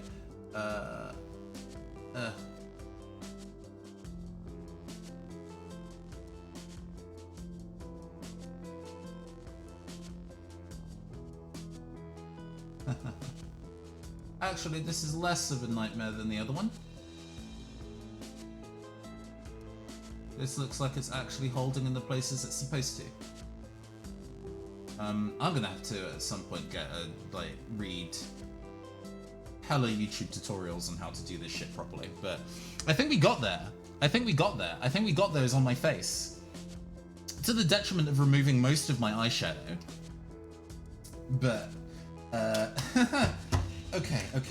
Shoot. Let me move this all back into a sensible place and tidy up after myself a little, because we've made a big goddamn mess putting this big goddamn mess together. I also think over the course of this, my camera focus has decided to go AWOL, so let me fix that while I'm at it. Hold on. So many things, so many things, so many things, so many things. Right, I'm going to put my glasses on really briefly so I can see where things are and whether I've missed anything. Okay. All right, I think we're looking pretty sexy, you know? These big eyes, this eyelashes, definitely struggle town. But hey, I think this is looking pretty sweet. Right, let's get this back to where that's supposed to be. There we go. Hi. Took a break from Sound Clash design work and then remembered you were going to be live. Yeah, thank you so much. Thank you so much for hanging out this evening. It looks great. Oh, thank you. Thank you. Yeah, no, I think we definitely made it. If I wanted to be like really perfectionist about this, what I would do is go over the top of that with eyeliner and hide the line. But I have the advantage of wearing glasses, which actually does a decent amount to obscure the sins of my lash attachment.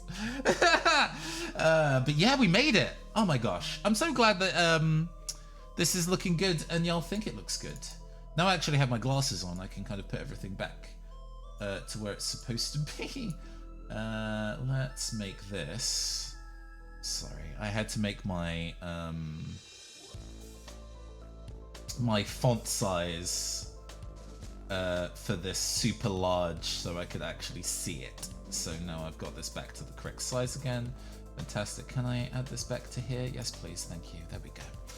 All right, yes, primer, check, brows, check, eyeshadow, check, liner, check, foundation, check, contour and highlight for the gods, lips, absolutely, mascara and lashes, just about.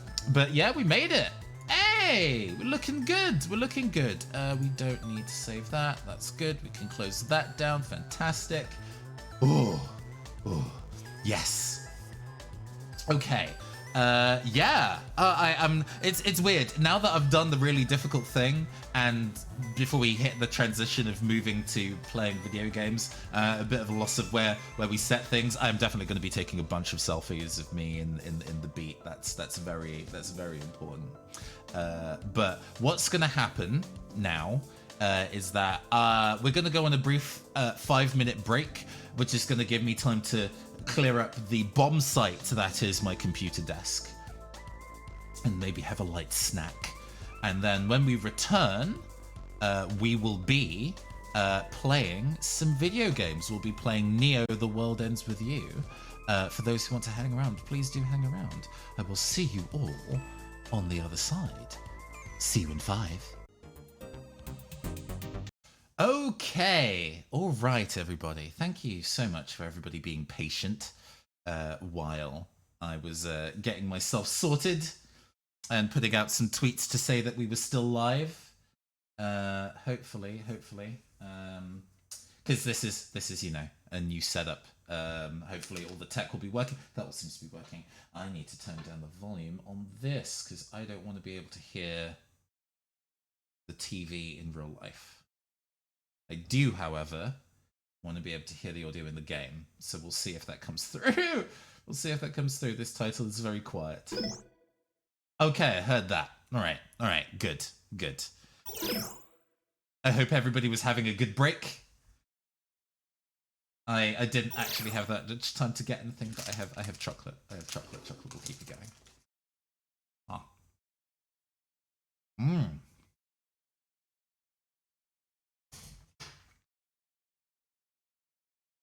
Save data carrying over to the final version is good. Let me actually move this over here.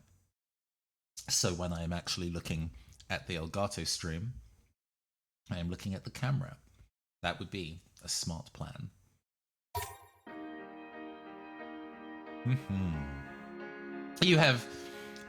I've not looked at the demo yet at all. So The World Ends With You was like my favorite game on the DS. No, that's too bright, and maybe I want to make that warmer. There we go. That looks better. Yeah, the World Ends With You was like one of my favorite games on the DS back in the day. Kind of really widened my horizon. This demo is a lot longer than I was expecting, to be honest. Let's go all the way up to the end of day 2. Okay, script and localization is so fucking tight. Genuinely so impressed.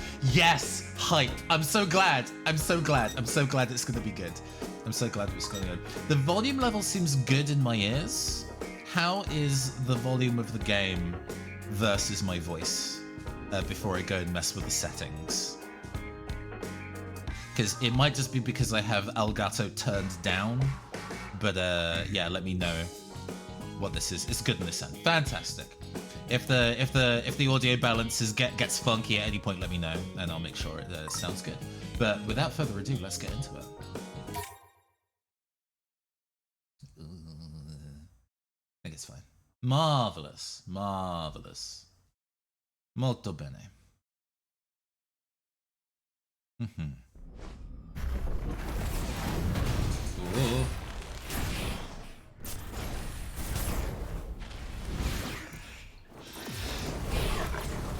Like immediately disastrous, huh? Apocalyptic. Also, they've done a very good job at making the 3D art style feel like the games really strongly. That's good. That's good. Because, I don't know, I guess I'm reminded a little bit of Lethal League versus Lethal League Blaze, with Lethal League being a very iconic 2D pixel art, right? And the process of converting that to 3D clearly took them time and thought processes. So they've clearly thought quite hard about how to kind of take that really angular art style Tetsuya Nomura has and adapting that to a 3D form. Especially since it moves back between 2D and 3D, and also they use line now, of course they do. Of course they use line. I guess this is them being aware of the likes of Tokyo Mirage Sessions, right? And how that really hits a lot of the World Ends With You's vibes and being set in Shibuya and similar. So I guess it would carry over. Should I voice this? I guess for stuff like this, it probably shouldn't be super important to voice, but I'll definitely be voicing stuff as we go. Wonderful. Wonderful. Oh my god.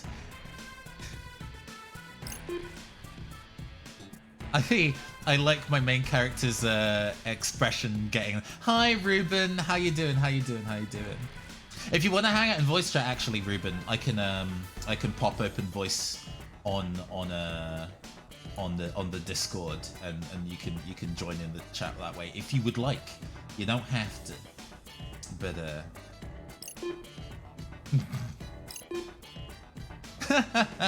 shut the fuck up, he says.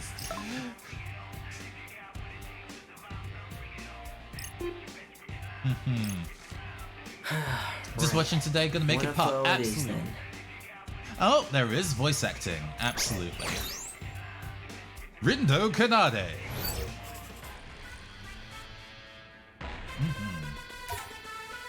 I might have to go and adjust. Oh. Hey. Oh, okay, okay. Still got work to do. So rather than having the thought, well, maybe mind reading is a thing, but yeah, this is definitely Tokyo Mirage Session like energy, but you know, adapted for the OG of showing the streets of Scramble Crossing and the surroundings. You know, The World Ends With You pioneered that shit. Right, I might actually have to go and adjust what my TV is angled at so I can see it a little better. Excuse me a second.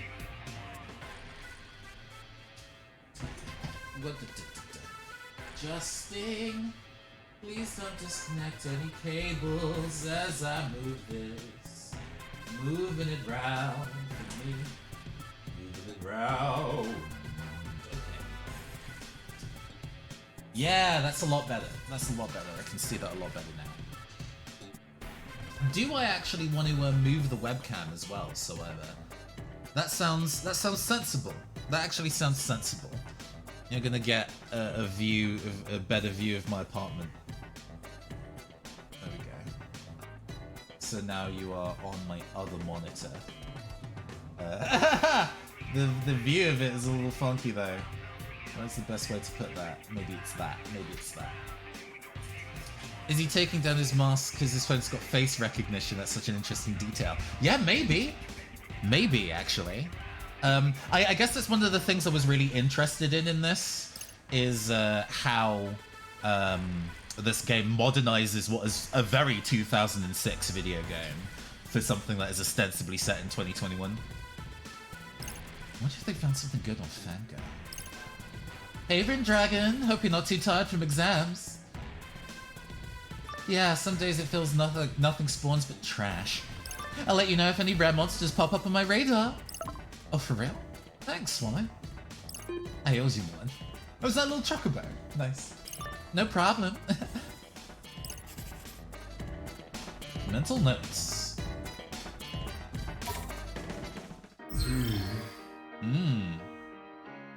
And, like, literally every video game has had their menu styles updated heavily in the last couple years. I mean, like, the World-Ins with used menus were pretty trendy at the time, but we're now in a post-Persona 5 era, and the standards of... Oh, so which store should we hit first? You seriously asking me? Obviously, the play it last week. Right. Oh man, that's too fast.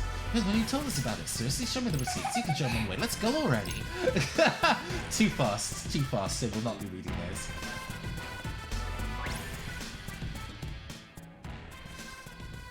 Marin dude! Oh, voiced. You finally made it! Tosai Furusawa. Yeah, no thanks to you. My bad. Anyway, I had to line up for a little something I've had my eye on. Okay. Wow, hello. Man's got the sleeveless jacket going. Well, don't you want to know what I bought? Not really. Oh, you're killing me. Give me a guess. Fine. Clothes? No. Bummer. Come on, work with me here. Fine. What is it?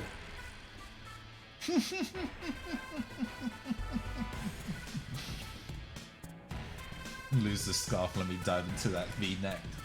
Hint. Ruben looking one for that each of deep us. V. Love a man with an undercut though. Some kind of food?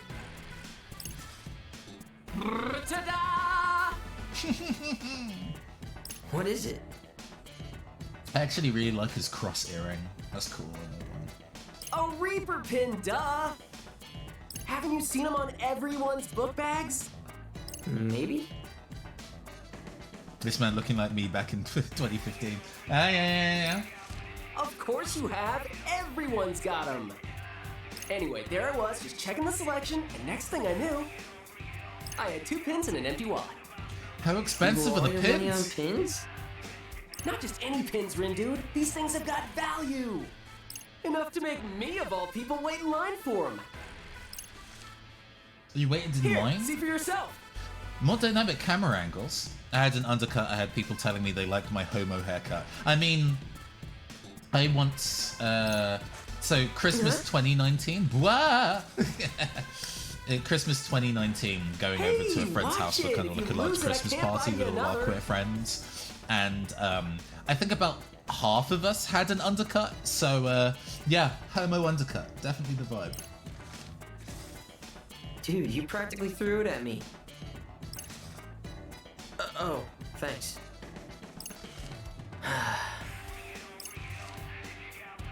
Doesn't look that special on me. I gotta say, I'm feeling kind of hungry.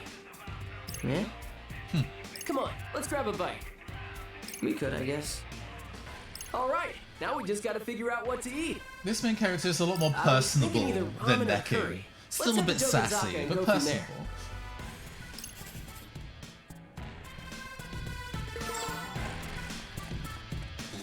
Yeah, going up to Dogenzaka for the ramen place, absolutely.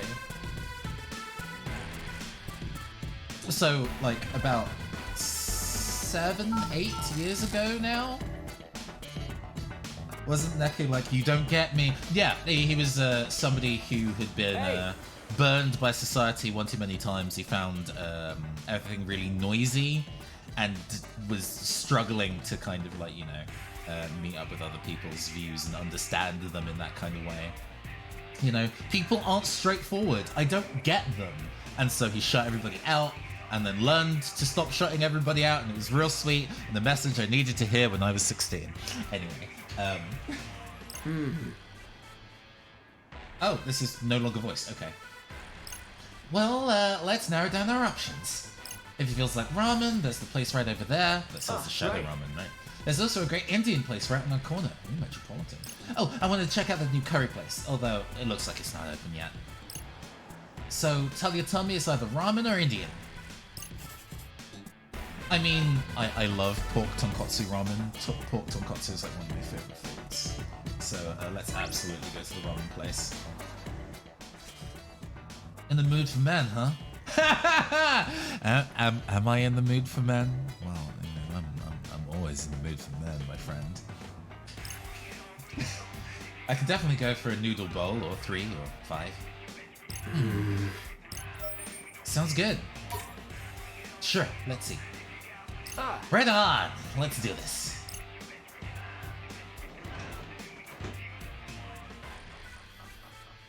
Table for 2, please! Oh man, that looks so good! That looks really good! Alright, ramen time! Looks kinda hot. Ow, it is hot. Huh?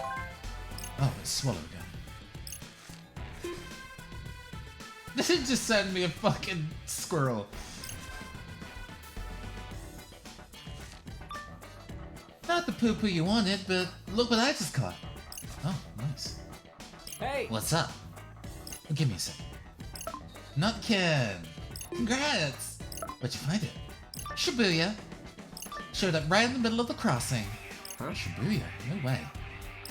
In Shibuya? You're in Shibuya? Me too. Rindu. Who are you texting? Who is this mystery person?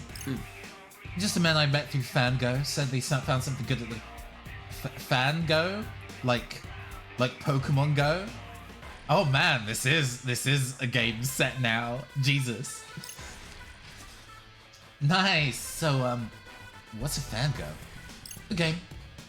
Oh right, that monster collecting thing. Is it fun? Can I try? Should be around here somewhere. Who? The monsters? Which one? Want to catch him? What? No, my friend. Oh, wait. Who is this friend and why haven't I met them?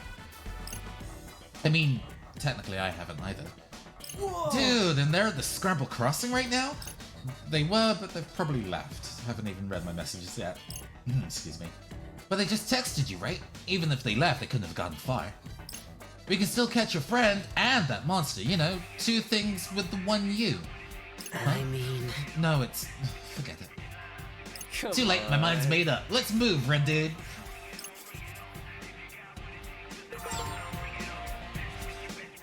Whoa. Huh? Oh, pardon me. No worries. See, what I tell you about texting and walking? Eyes on the road, buddy. It's called peripheral vision. More like blind spot. Best talking while walking. Can I walk? Oh! Oh! This fucker. This guy stepped. Did I step on his shoe or something? Oh boy! Oh boy! You just got food though. Yeah, yeah. Back to 104. I guess they need to do the loading. A new card place, huh? Did you make up your mind already?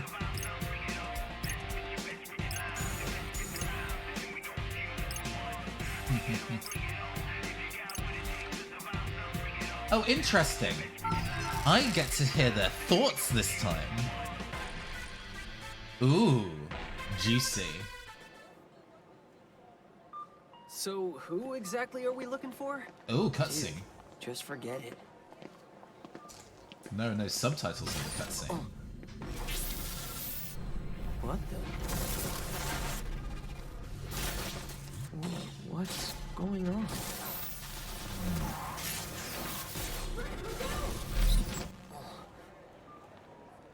Rin, dude. You okay?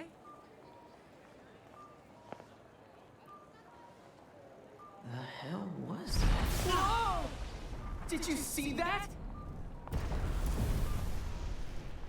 They're shooting off fireworks. Let's check it out, Rin, dude. Dude, wait Hey, up! the 3D sections look nice. I'm going for that intentionally limited frame rate to make it look more like 2D animation. What? Whoa, it's like a movie. Man's About got people who bodied. can do that thing. You can actually hit the subsidy options. What's that Sure. called? You know, the brain power thing. What is that called? It's gonna drive me crazy. Come on, think. Oh, psychokinesis? Bingo! Fred? How come we're the only ones paying attention? Maybe they're all part of the crew? Wait, so knowing what the world ends with you is like, Yeah, and I'm that they're starting in to the get one, game, too. and it means that they've like died. When did they die? People of Shibuya. Got some red hot news for you. No, I got a horrible feeling. Run! A new game has finally begun.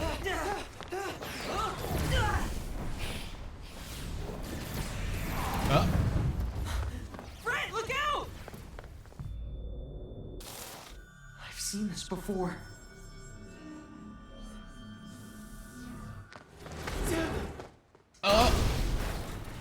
Well, he's definitely part of the game now. Rip. Ah! Fred, are you okay?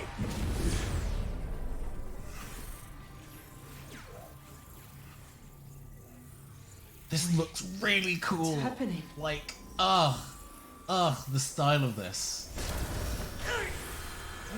Whoa! The absolute style of this. Greetings. People of Shibuya. Got some red hot news for you. No, I got a horrible feeling. Oh, we're in a time loop. Run! Not that way! A new game has finally begun. I don't know what's going on, or what any of this means.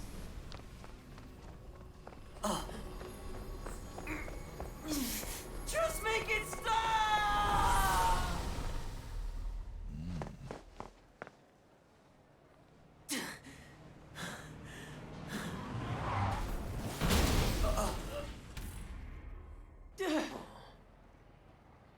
That was close.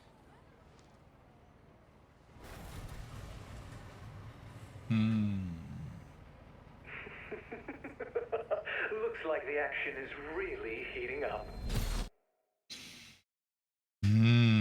I wonder if that's our game master for this week. Ooh, anime OP, let's go.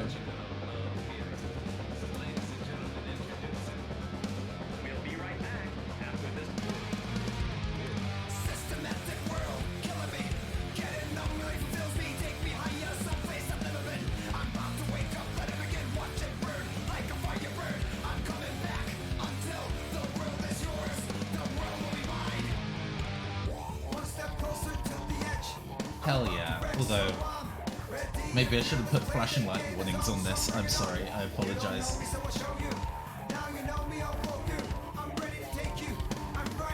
Ah, Showman Namimoto in the building!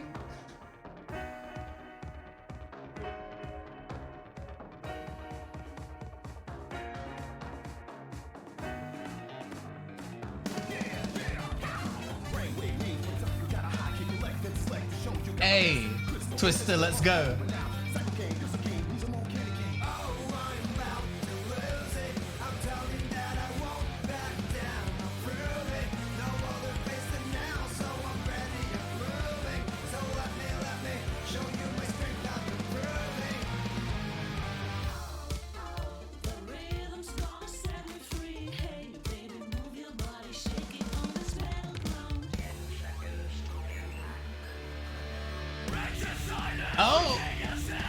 Yo.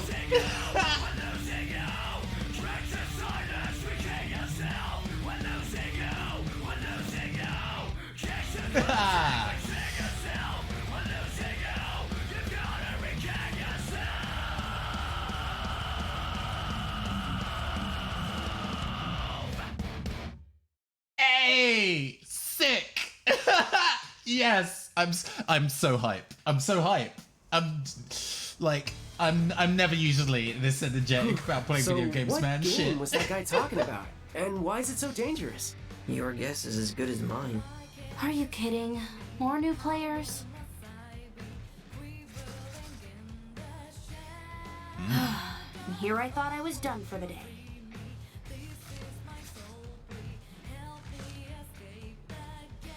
Rindo Kanade. Tosai Furusawa. Furusawa. Can we help you?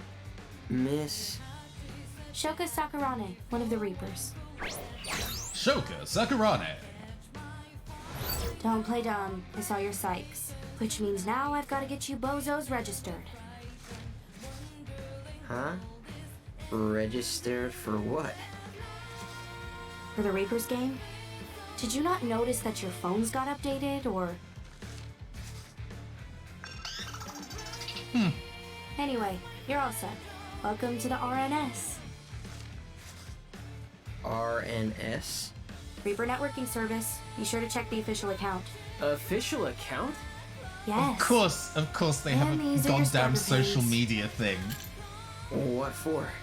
This is the most You earn points with them. 2020s Earn enough points, you video win the game ass video game. But how do we earn points? And what is this game? Look, my shift's over. So ask someone else, would ya? Like another player or another Reaper. Literally anyone but me. And I'm out. Later, losers.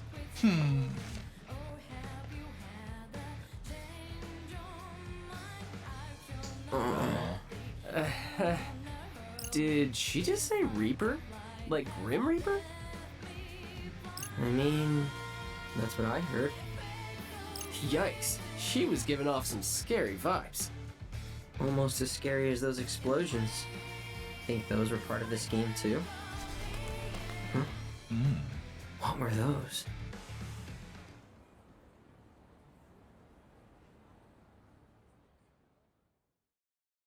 Very mysterious, very stylish. Ooh.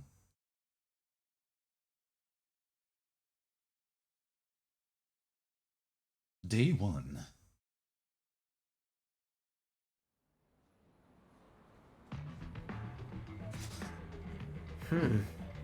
Where'd this come from? Ah, right. Must be that RNS. Wherever it came from, it looks like it replaced my usual app. Huh, says something about a team. Like a group chat? Wanna make one? Not much point when you're the only one left in my contacts. Man, I wish that girl would have actually explained things. Yo! Oh. Oh. You kids must be the newbies. Oh, fresh out of the box, ain't ya? Man's jacked. Oh! Oh ho? What's so funny? You just couldn't help yourselves, could ya? His voice Should've acting made a kind of quiet belies move his and teamed size, up with huh? a pro, instead of painting a big old target on your backs. Target? Us? You start in last place. You get stuck down there. And before you know it, you get erased. Erased? You're one hell of a poison disc, bro. Well, who are you then? The name's Kaiji Suzuki, Kaiji Suzuki. but my teammates call me Suzukichi. We Ruin Bringers are the best team in the game. Team, huh? Is that so? By Oh, game, I just do you mean realized this that whole I Reapers didn't game say thing? thank you to Viral Zone why and am I this even sick taking beat this guy for following. seriously? I didn't catch that while I had my glasses don't off. even know I what game you're apologize. playing. I'd say it's only a matter of time till somebody sweeps ya. Won't be us, though. Not yet, at least, seeing as you're starting so far behind. Too bad. But hey, maybe you got some untapped potential. Only one way to find out. You want to stave off erasure? Then see if you can handle the noise. I don't hear anything. Do you even know how to scan, bro? You don't hear the noise, Okay, you see it. they've And to had do that, fun you with gotta this focus. person's writing. Yeah, Close they've your had fun eyes, with this quit writing. thinking, and just feel.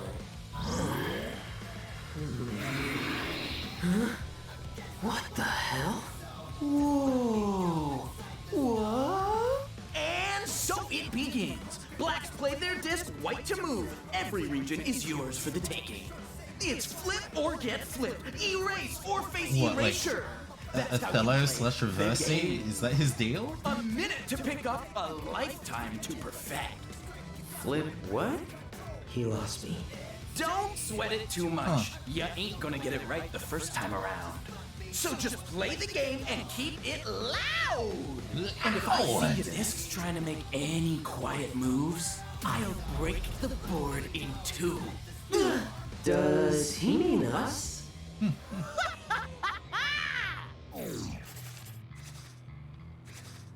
Did you God, understand Fred's any such a of that? human noodle. How the hell Look could at that pose. I haven't understood a single thing that's happened since you picked up those creepy pins.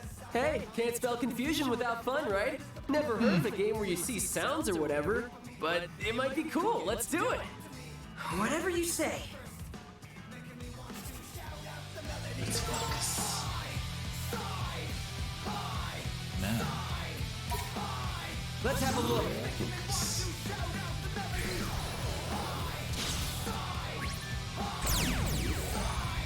Fight with the power of pins.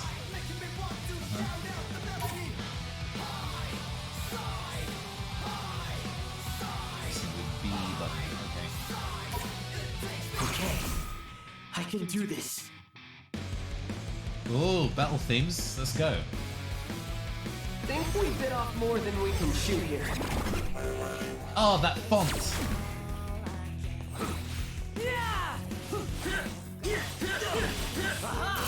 Hey, no stop this now! We got this.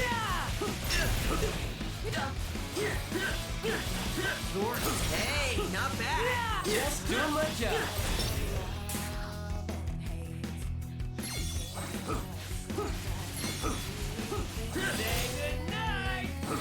So far, so good. Let's keep it going! Oh yeah! Alright, alright. Pretty straightforward. I wonder how easy it is to kind of like get my partner to dodge, because I was definitely being hit more by my ally was getting hit more than the person I was controlling, so I wonder how to best navigate that. So, how do we manage to do that? Hell if I know. Okay, be honest, buddy. How cool did I just look just now? It was like AR or something. Except instead of augmented reality, it was awesome reality. Seriously? That's what you're so worried about? Well, what else am I supposed to worry about? Don't overthink it, my Rin dude. Just embrace this cool superpowers. Wait, let me check something. Let's see. Welcome to the Reapers game. Access the RNS, find the official account. Today's mission, here. Utilize your psychs to erase the target.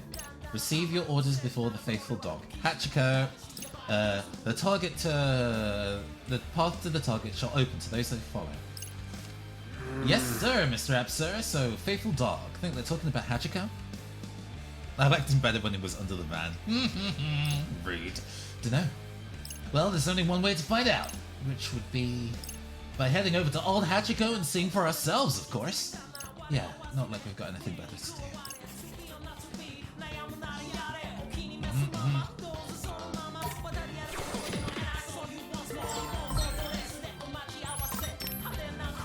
It's fine, this way, subtitles on. The volume levels seem fine. Oh, this is, Yeah, ending and beginning. Sure. It's like, oh, this is a remix too. Yes. Whoa, what the, huh? What is it now? Well, I was just taking my galaxy brain for a test run and dude, quit messing around. You'll summon more of those monsters. Meh, we can take them. We'll be fine. If you say so. Anyway, as I was saying before you so rudely interrupted me, I did the scanning thing and then suddenly I could hear these voices. Like, the people around us? See, that's what I thought, but check it out. Their lips are moving. I know I can't tell where the voices are coming from. That is kind of weird. It sounds like you're reading people's minds or something. Whoa. That's it! Mind reading, maybe! Give it a whirl, Ren, dude. See for yourself. Might as well, I guess.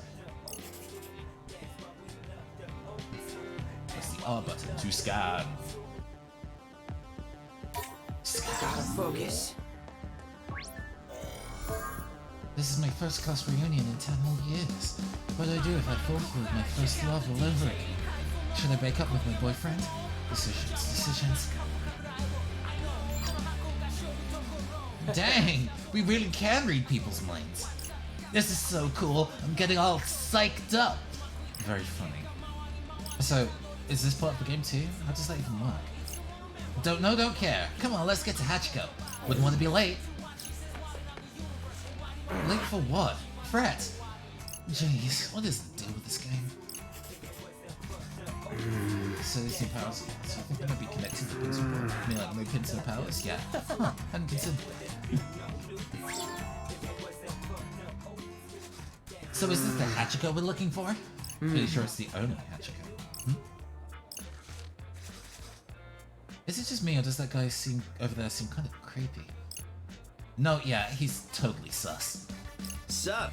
Hey, you two, you players. Oh shit, he's talking to us. What do we do? Calm down there, pal.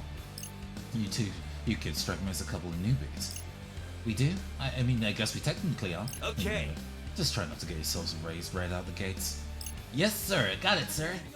Disappearing doesn't sound so bad right now, actually. Hey, don't be like that. You gotta play to win. Rindo's, like, sheepish smile is very, very cute. That's adorable.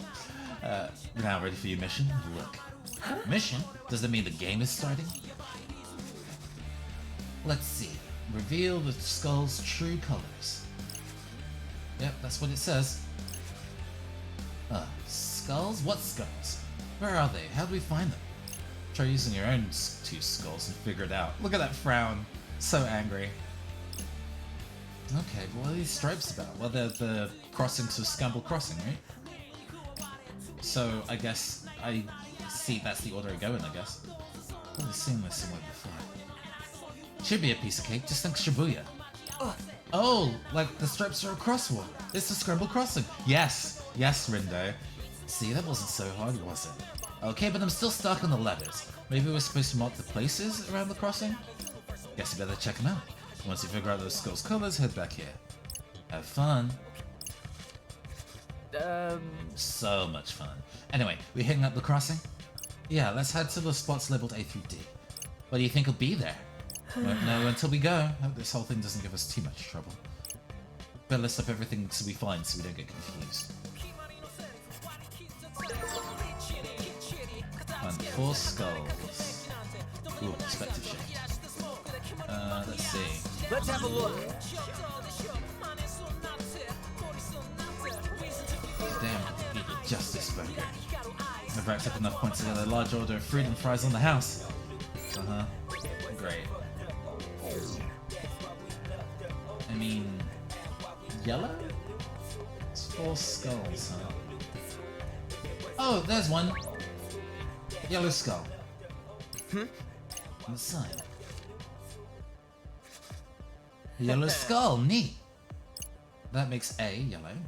And with that, our work here is done. I think I saw a skull earlier, actually. Yo, Rendu, was this wall of thorns always here? I don't think so. It looks pretty painful too. Let's not mess with it, shall we? Yeah, better just turn back. But how come everybody else is passing through it like it's nothing? Is it just us or what?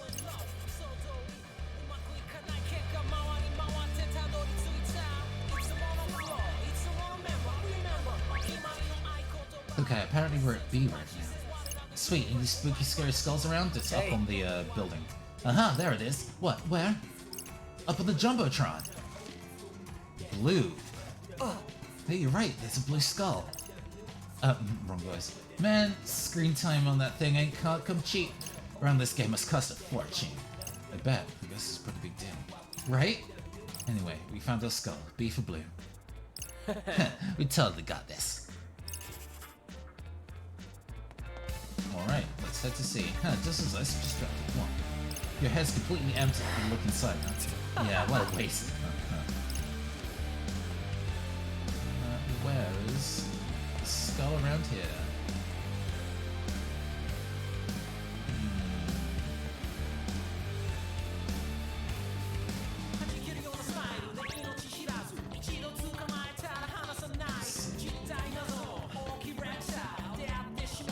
I don't see the skull. I know it's going to be here somewhere though.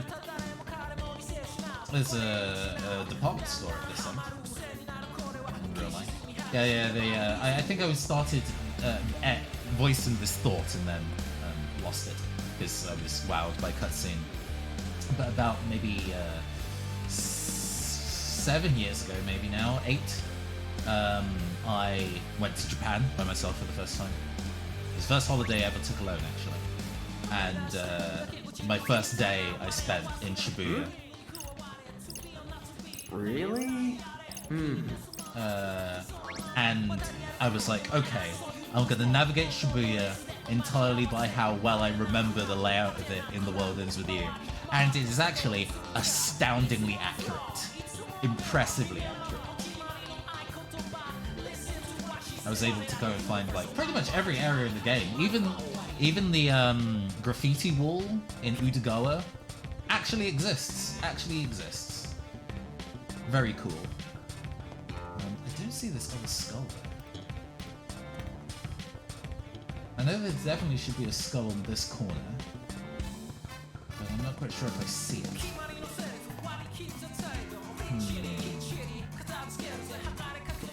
Let's check out D, and then maybe...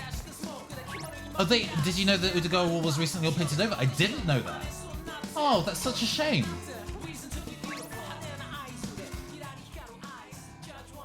I think this is D. Okay, I don't see any skulls though. Yep, no skulls. Wait, what's this weird mark? That's an animal skull. On the manhole cover, it looks like one of those noise symbols. Worth investigating if you ask me.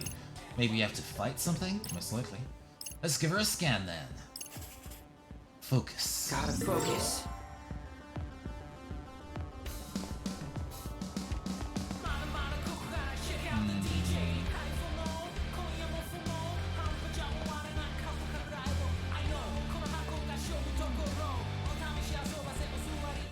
Nope, I don't need to go this far.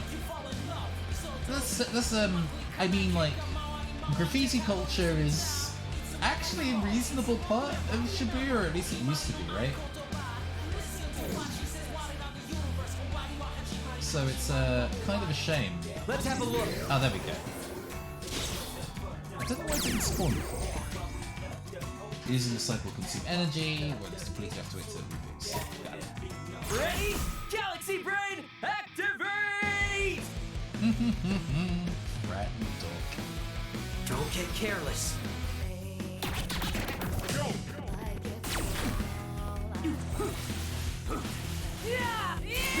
So far, so good. Let's keep it going!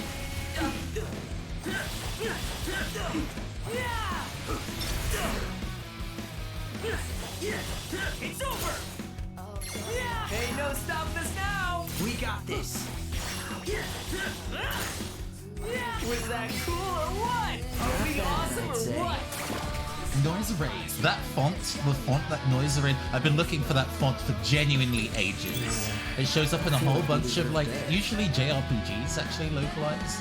And I'm like, I want to use that in my own projects. Where is that font from? Where can I get it?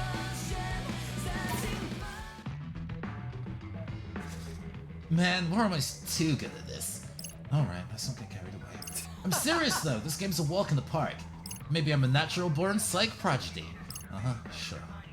Rindu, this is supposed to be a game, it's supposed to be fun. Loosen up and play along.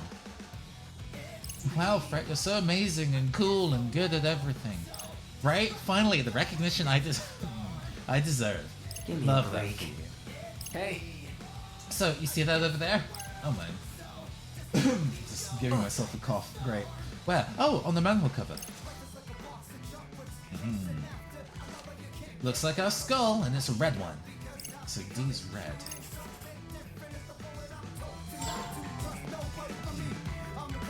I've not been able to find the last one. Gotta focus. I wonder if there's maybe a...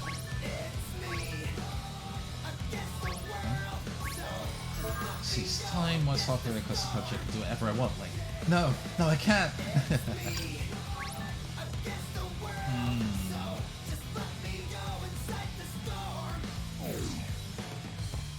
Not seeing the final skull. Interestingly. I mean, I can only assume it's green.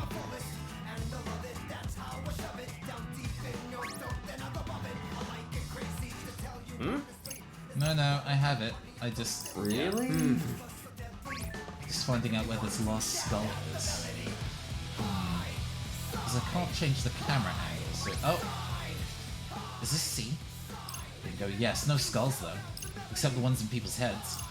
Probably not those, but it does give me an idea. Hey. Oh, well, let's hear it. We should try scanning the area for a hint.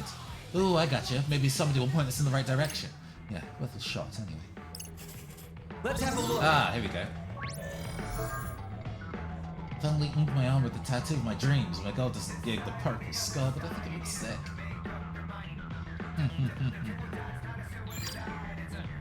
Stuff. So not green.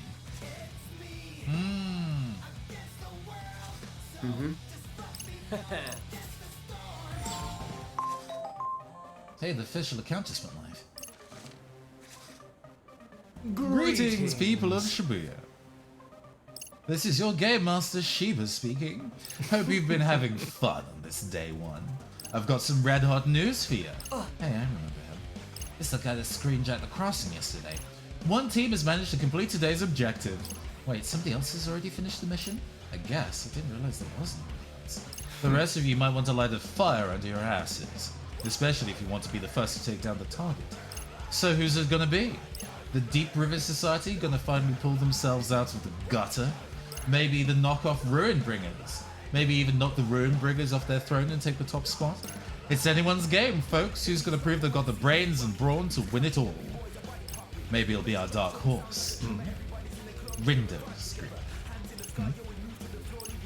This looks like somebody's not afraid of putting themselves out there. Yeah, Rindu. Egotistical much? Whatever you call yourselves, I want to hear that name thunder through the booyah. Show me what you've got, or else. And with that, I bid you adieu. You sure seem stoked about this whole game thing. A little too stoked, if you ask me. More importantly, Hey. what the hell is Rindo's group? Oh yeah, I was gonna ask you the same thing. I mean, I guess I might kinda sorta have an idea what it is, but you know. Fred, what did you do? Well, you see, this window popped up asking if I wanted to create a team, like a group chat, right? And it asked me to pick a leader, which is kind of weird for a group chat, but I just kind of put your name there, and I guess it went with the default name since I got tired of typing stuff, so, Rindo's group? So you're telling us you signed us up as a team? I guess I did, but it's not so bad, right? I mean, the guy basically called us the superstars of Shibuya. At least we could do is play along. We're gonna play. Let's at least come up with a better name. Showed up right in the middle of Shibuya Crossing. In Shibuya, me too. Hey Swallow, did you hear about the event in Shibuya? Apparently it's some kind of game and everyone has to play. Don't know what it's all about, but I'm gonna make sure I win. I wonder if they're still around. Hey, So what are we doing about our name? You better come up with a name soon. Otherwise it'll be game over before you do. Yes. Count all the skulls. Ain't you two the picture of confidence, so spit it out. I told you to reveal the skull's true colors, so what are they? Oh, A is yellow, B is blue, C is purple, D is red. Yep. Correct, not bad for a couple of newbies. Ah, yeah, that was a total breeze. Brett, shush. okay. Objective met.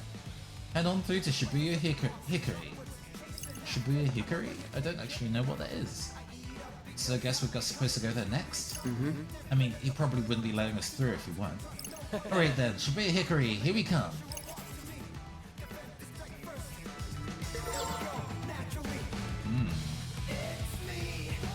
Oh, down here.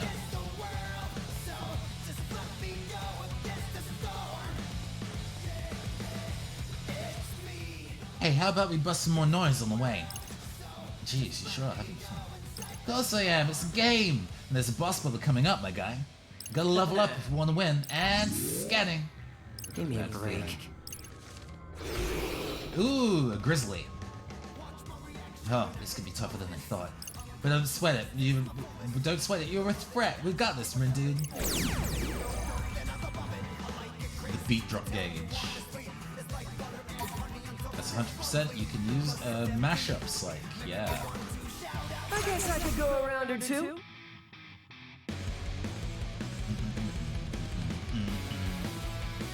Keep it together. This battle theme's pretty sick. Let's get rid of the ads first. Do not like the idea of the... Yes, got it. Nice one, Rin, dude. What will he do next? So far, so good. Let's keep it going. Oh man, okay. Ain't no stopping us now. We got Not bad, Okay, mashing that up, like, hitting that, seems to be very big increased damage output. too Nice. shabby. Cool for that. Big damage increase. Nice. I think it might change like the cooldown Rin, on the dude, attacks too. think we missed a few. Where? All around us? So if this is a game, is there a game over? I really What like do how you they think would translated the happen to light us puck from the then? OG. Beat dropping's pretty fun. You get the hang of some of the weird button inputs. Neat. Yeah, the puck systems. I never really Nothing engaged good. with the puck Is system it too late to quit? Can we quit? like Don't when I know. was playing What if like we the try OG logging one out? on DS. 'Cause I didn't really like need to, Yeah, right? and I'll call And the then judge for in help. replaying Paper it team, on this like feels a little unsafe. iOS and a little bit on Switch. I actually do have the Switch version. Hey, did you do I'll that? be Because it definitely wasn't playing me. through the Switch version on stream actually to hype said us a up for week. this.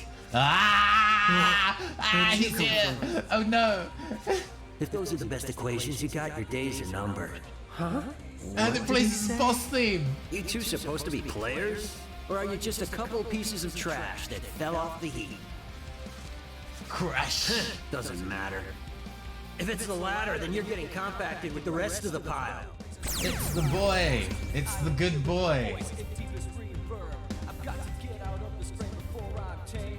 Hold R to charge up power, then release an aerial kick.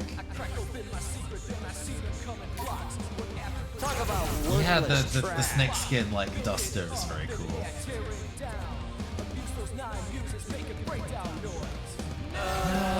sure we can handle this?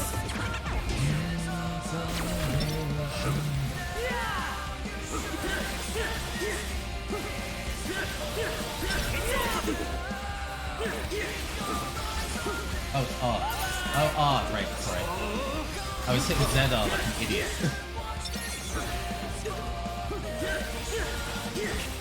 It's over.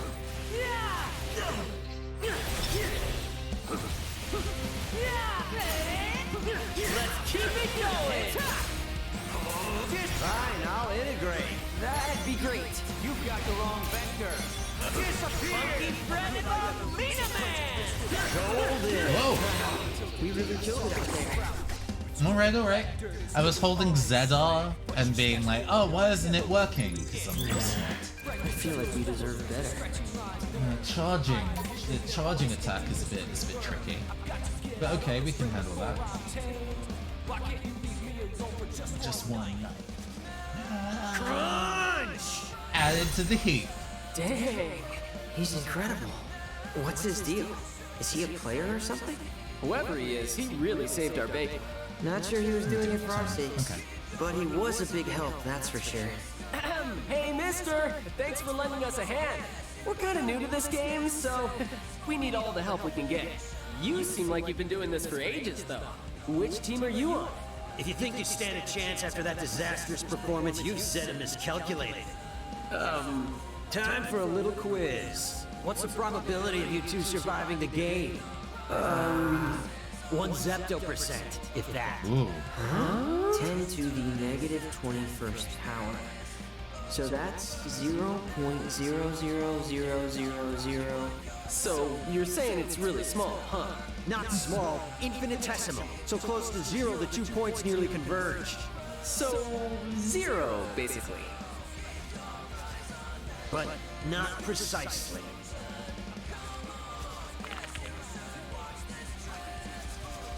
The game's 142,857. Factor it out. Huh? The name's Sho Minamimoto. Sho Minamimoto.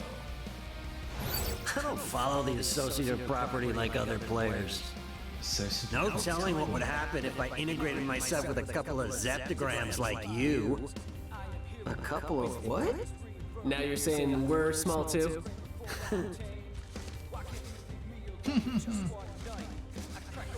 Listen up, zeptograms. Sokotora. Want Man, to be part of the this dude's remainder? so shitty. Then follow my lead. He's so shitty. That was bizarre. What are you standing there for, Rin, He's dude? so shitty, and he's my Let's friend go. now. Don't want to keep our new teammate waiting. New teammate. Well, yeah. Him coming to our rescue back there was basically his way of begging us to let him join. That's one interpretation. Says here 142,857 is a cyclic number.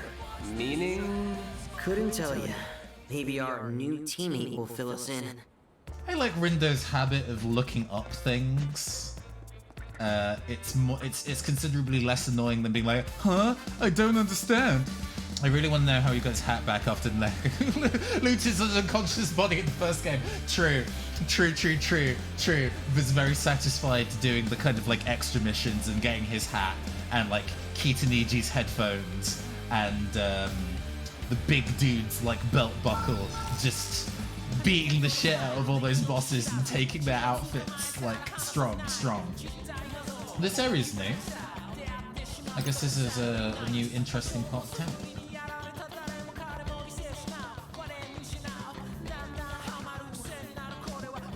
Ah, is this another way to get into the station, I guess? So this is like South Shibuya. This wasn't part of the map of the original game. Where could the big bad boss be hiding? Maybe we can find it by scanning? Whoa! Looks like the noise found us first. Hey, zeptograms. Time to take out the trash. I guess so. Ready? Galaxy Brain, activate! So stylish. More trash for the heap.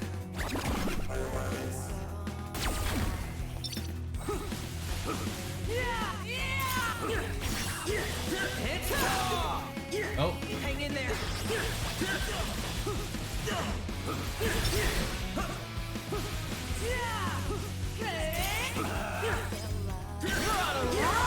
You're done for.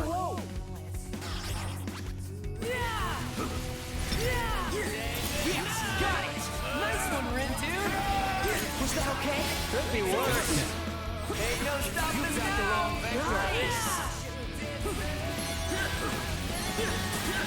Oh gosh. That swipe attack actually does hit real hard. Come on, hang in there. Are you ready for this? Yes, got it. Another one bites the dust. Yeah, I need to get used to the dodging. And also whether I can... Do you flip between the... So when you do... Oh, hi Dre. How you doing? Good evening. So it seems that when you do a button input, that player attacks, but then that's then the character that you move. So I guess you have to specifically tap the button of the character who's moving to get them out of the way of attacks, which is going to be very fiddly, I think, but we'll see how we do. It's close. I hope you've had a great day, Dre. Thanks for coming back home and then chilling with us. I really appreciate that. What's close? Heaps of trash always coalesce around the critical point. Meaning the boss is nearby? Woo! Time to be the boss of Shibuya Hikari.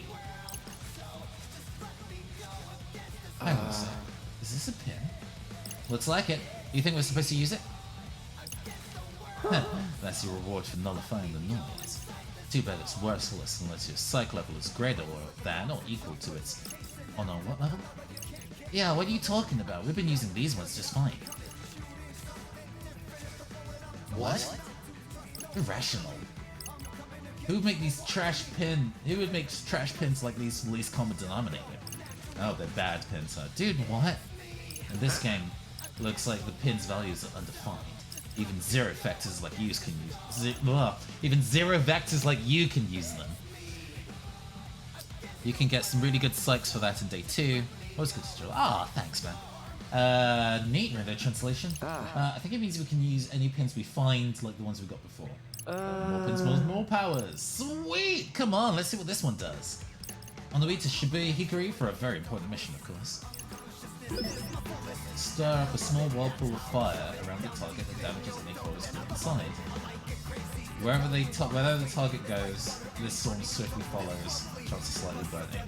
Okay. And then we can switch them out. Two pins using the same input cannot be equipped at the same time, at least not yet. Okay. And the big bad's really gonna be there? What if it's got tentacles or something? Don't know about that. What if it's too strong for us? Relax, we'll be fine.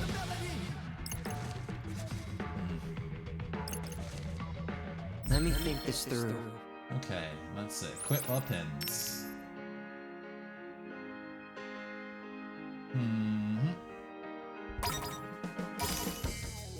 Let's give it a whirl. Gotta focus.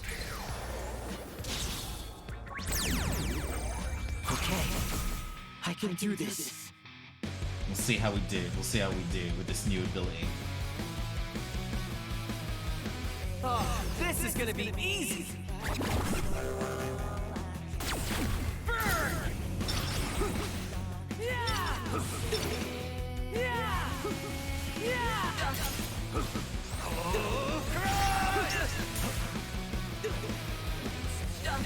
Oh. Yeah! Yeah!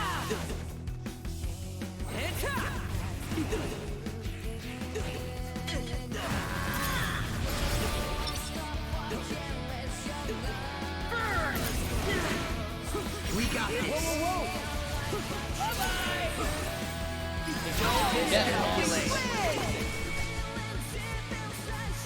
So is this Reaper's game not the same as last time? No, it's not. It's a team game. There we go. Viral Zing's on it. They're team games this time rather than just duos. I think there's also turf wars. But yeah. It seems weirdly enough, there was a anime that was released mid last year called Darwin's Game, which was kind of like this in a much more kind of like violent battle royale kind of way. But that had a lot of kind of like much more of this style of team turf wars while doing missions kind of thing. Darwin's Game was actually a really fun anime, like not deep, like deep thinking and nothing, but it was a fun time. I think if you like this demo and you're an anime fan, I would say give Darwin's Game a watch. Definitely need this kind of energy. You did say Shibuya Hikari, right? You did. Wow. Oh, I get what's going on here. You know what we gotta do, don't you? Let me get a scan. Yep, can't fight what you can't see. But what if there's like a lot of noise? Correct. Then we throw them in the linear equation and eliminate them all. You sure do love saying funny things, big guy. There it is. It's huge. I didn't finish it though. In the last couple of weeks, my life has been very intense, so I've not really had the time or like energy to go and watch a lot of like series TV. So I think I got to maybe about episode 7 or 8 of the run. I mean, I'm pretty familiar with the plot, right? So watching it through an anime form was mostly for the novelty than for really catching up with it. But it did a pretty good job of adapting it, you know? Ooh, a scorpion noise. That's new. That wasn't in the original game. Oh. So we're down to about 60% of its original life force. Which means we get to clean up the other mess of some other trash left behind. It was just throughout the game then. Yep. It was like I mean, there's a handful of animes that you could list that are essentially a retelling of the game's plot in anime form, but maybe not as good. But it looked pretty. It looked pretty. It did a decent job. Yes. You know, it got people hyped for this. You know what I'm saying? Got it. We'll show this guy who's a Zeptu, whatever. I guess I could go a round or two.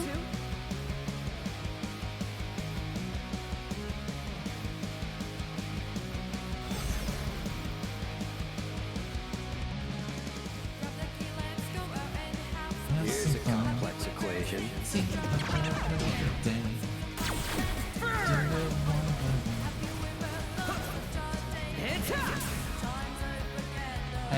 Hey, drop the beat. Okay.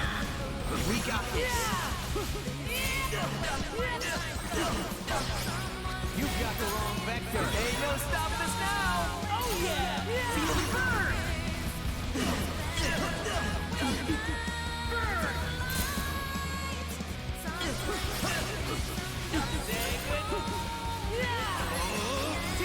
Ain't no stopping us now. Could have been worse.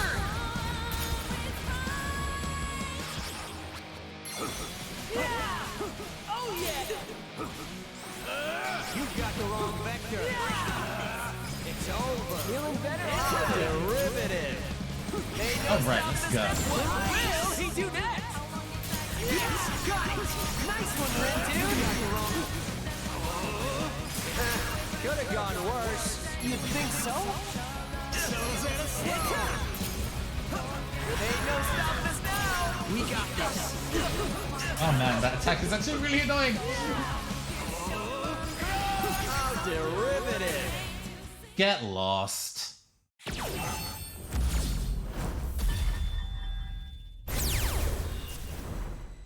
That was very sloppy. That was very, very sloppy. But I get it. I get it. Well, everyone has their off days. Mastered. All All right. Yeah! Why are we cheering? Wait, we won? We won! Man, that was almost too easy. So, do we get a prize or something? A big old round of applause. Hey, it's Little Miss Reaper. It's Shoka. Okie dokie, Shoki. Anyway, the target's down, so you're done for today. You even managed to avoid coming in dead last. No way. Believe me, I'm just as shocked as you are. I was sure a couple of noobs like you would get slaughtered in seconds. Glad we could prove you wrong. You're tougher than you look. Like, suspiciously so. Sounds like we really caught your eye. No. But your team name did. Have you considered changing it to something less stupid? We'll consider it. Suit yourself. Anyway, you didn't die today, so there's that. Later, losers. So that's it? No prize or nothing? We got something. Today's result. It's Rindo's team. Although The team name Purehearts is took down Rindo's today's team. target, the Ruin Bringers remain on top. They forgot to actually give themselves a What team about our name, team? so it defaulted. Couldn't tell you, Rin Dude. I guess some heroes don't get the celebrations they deserve. Anyway, I'm over it. Plus, it's getting late. How's about we call it a day? Mr. Minami's already long gone. Wow. Didn't even get to thank him for his help. No point in sticking around then. Let's go. Hey, Brett, So, is your RNS app kinda buggy? I haven't really checked. Why? I'm having connection issues or something. It's not letting me message anyone. Wait, I lied. I can still message you.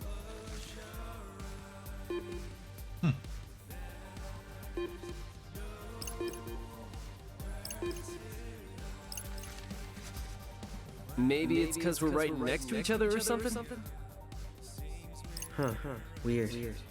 It'll probably fix itself overnight. Well, see you in class tomorrow, buddy. Yeah, see ya. Nah, you're not going anywhere. I'm back online. Sorry, I just saw this. I wish we could have met up. But too bad, I was hoping you'd give me some points. Aw, having trouble leveling up? The struggle is real. So I can't decide which ones I should evolve. OMG! Next time then. Another always says, don't miss your chance. Don't miss your chance to make a friend, but close enough. You still in Shibuya? Yeah, but on my way home now. I like that Rindo likes using Final Fantasy creature line stickers. That's cute. Yeah, little Tombury. Yeah. I never really used line. I mean, it's available to use in the West, right? But I've never really found cause to use it. And so it begins. Sure, I hope you wake up soon. Want you to miss all the action. The Reaper's Game, chapter end. Okay, okay. I know that we get day 2. But I think, because it's starting to get late on my end as well, we're going to call it there. So let's go move over to this screen. There we go. Ah, this angle's fine. You get to see a little bit more of my room, I guess. Maybe this will be the webcam angle that we use a bit more often. I think this one's a bit more dynamic than before. Maybe. We'll see. But yeah, that was a fun time. Let's put some beats on while we're wrapping up. Let's get rid of these and put on some BGM music. Some vibes. We have to find some vibes. Let's see. Yeah.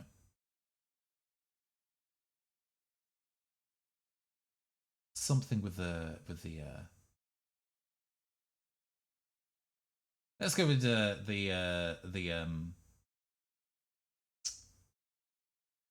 oh man, I'm now immediately struck for options, right?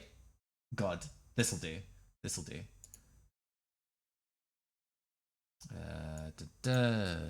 Professional. I'm a very professional person. Right, there we go. I'm not really well. I would normally say that I'm not the pirate type, but maybe soon we'll be seeing a way that I might be. Unfortunately, it's not playing Sea of Thieves though. I wouldn't mind giving Sea of Thieves a try, but it's not necessarily my game, Jay. I'm sorry.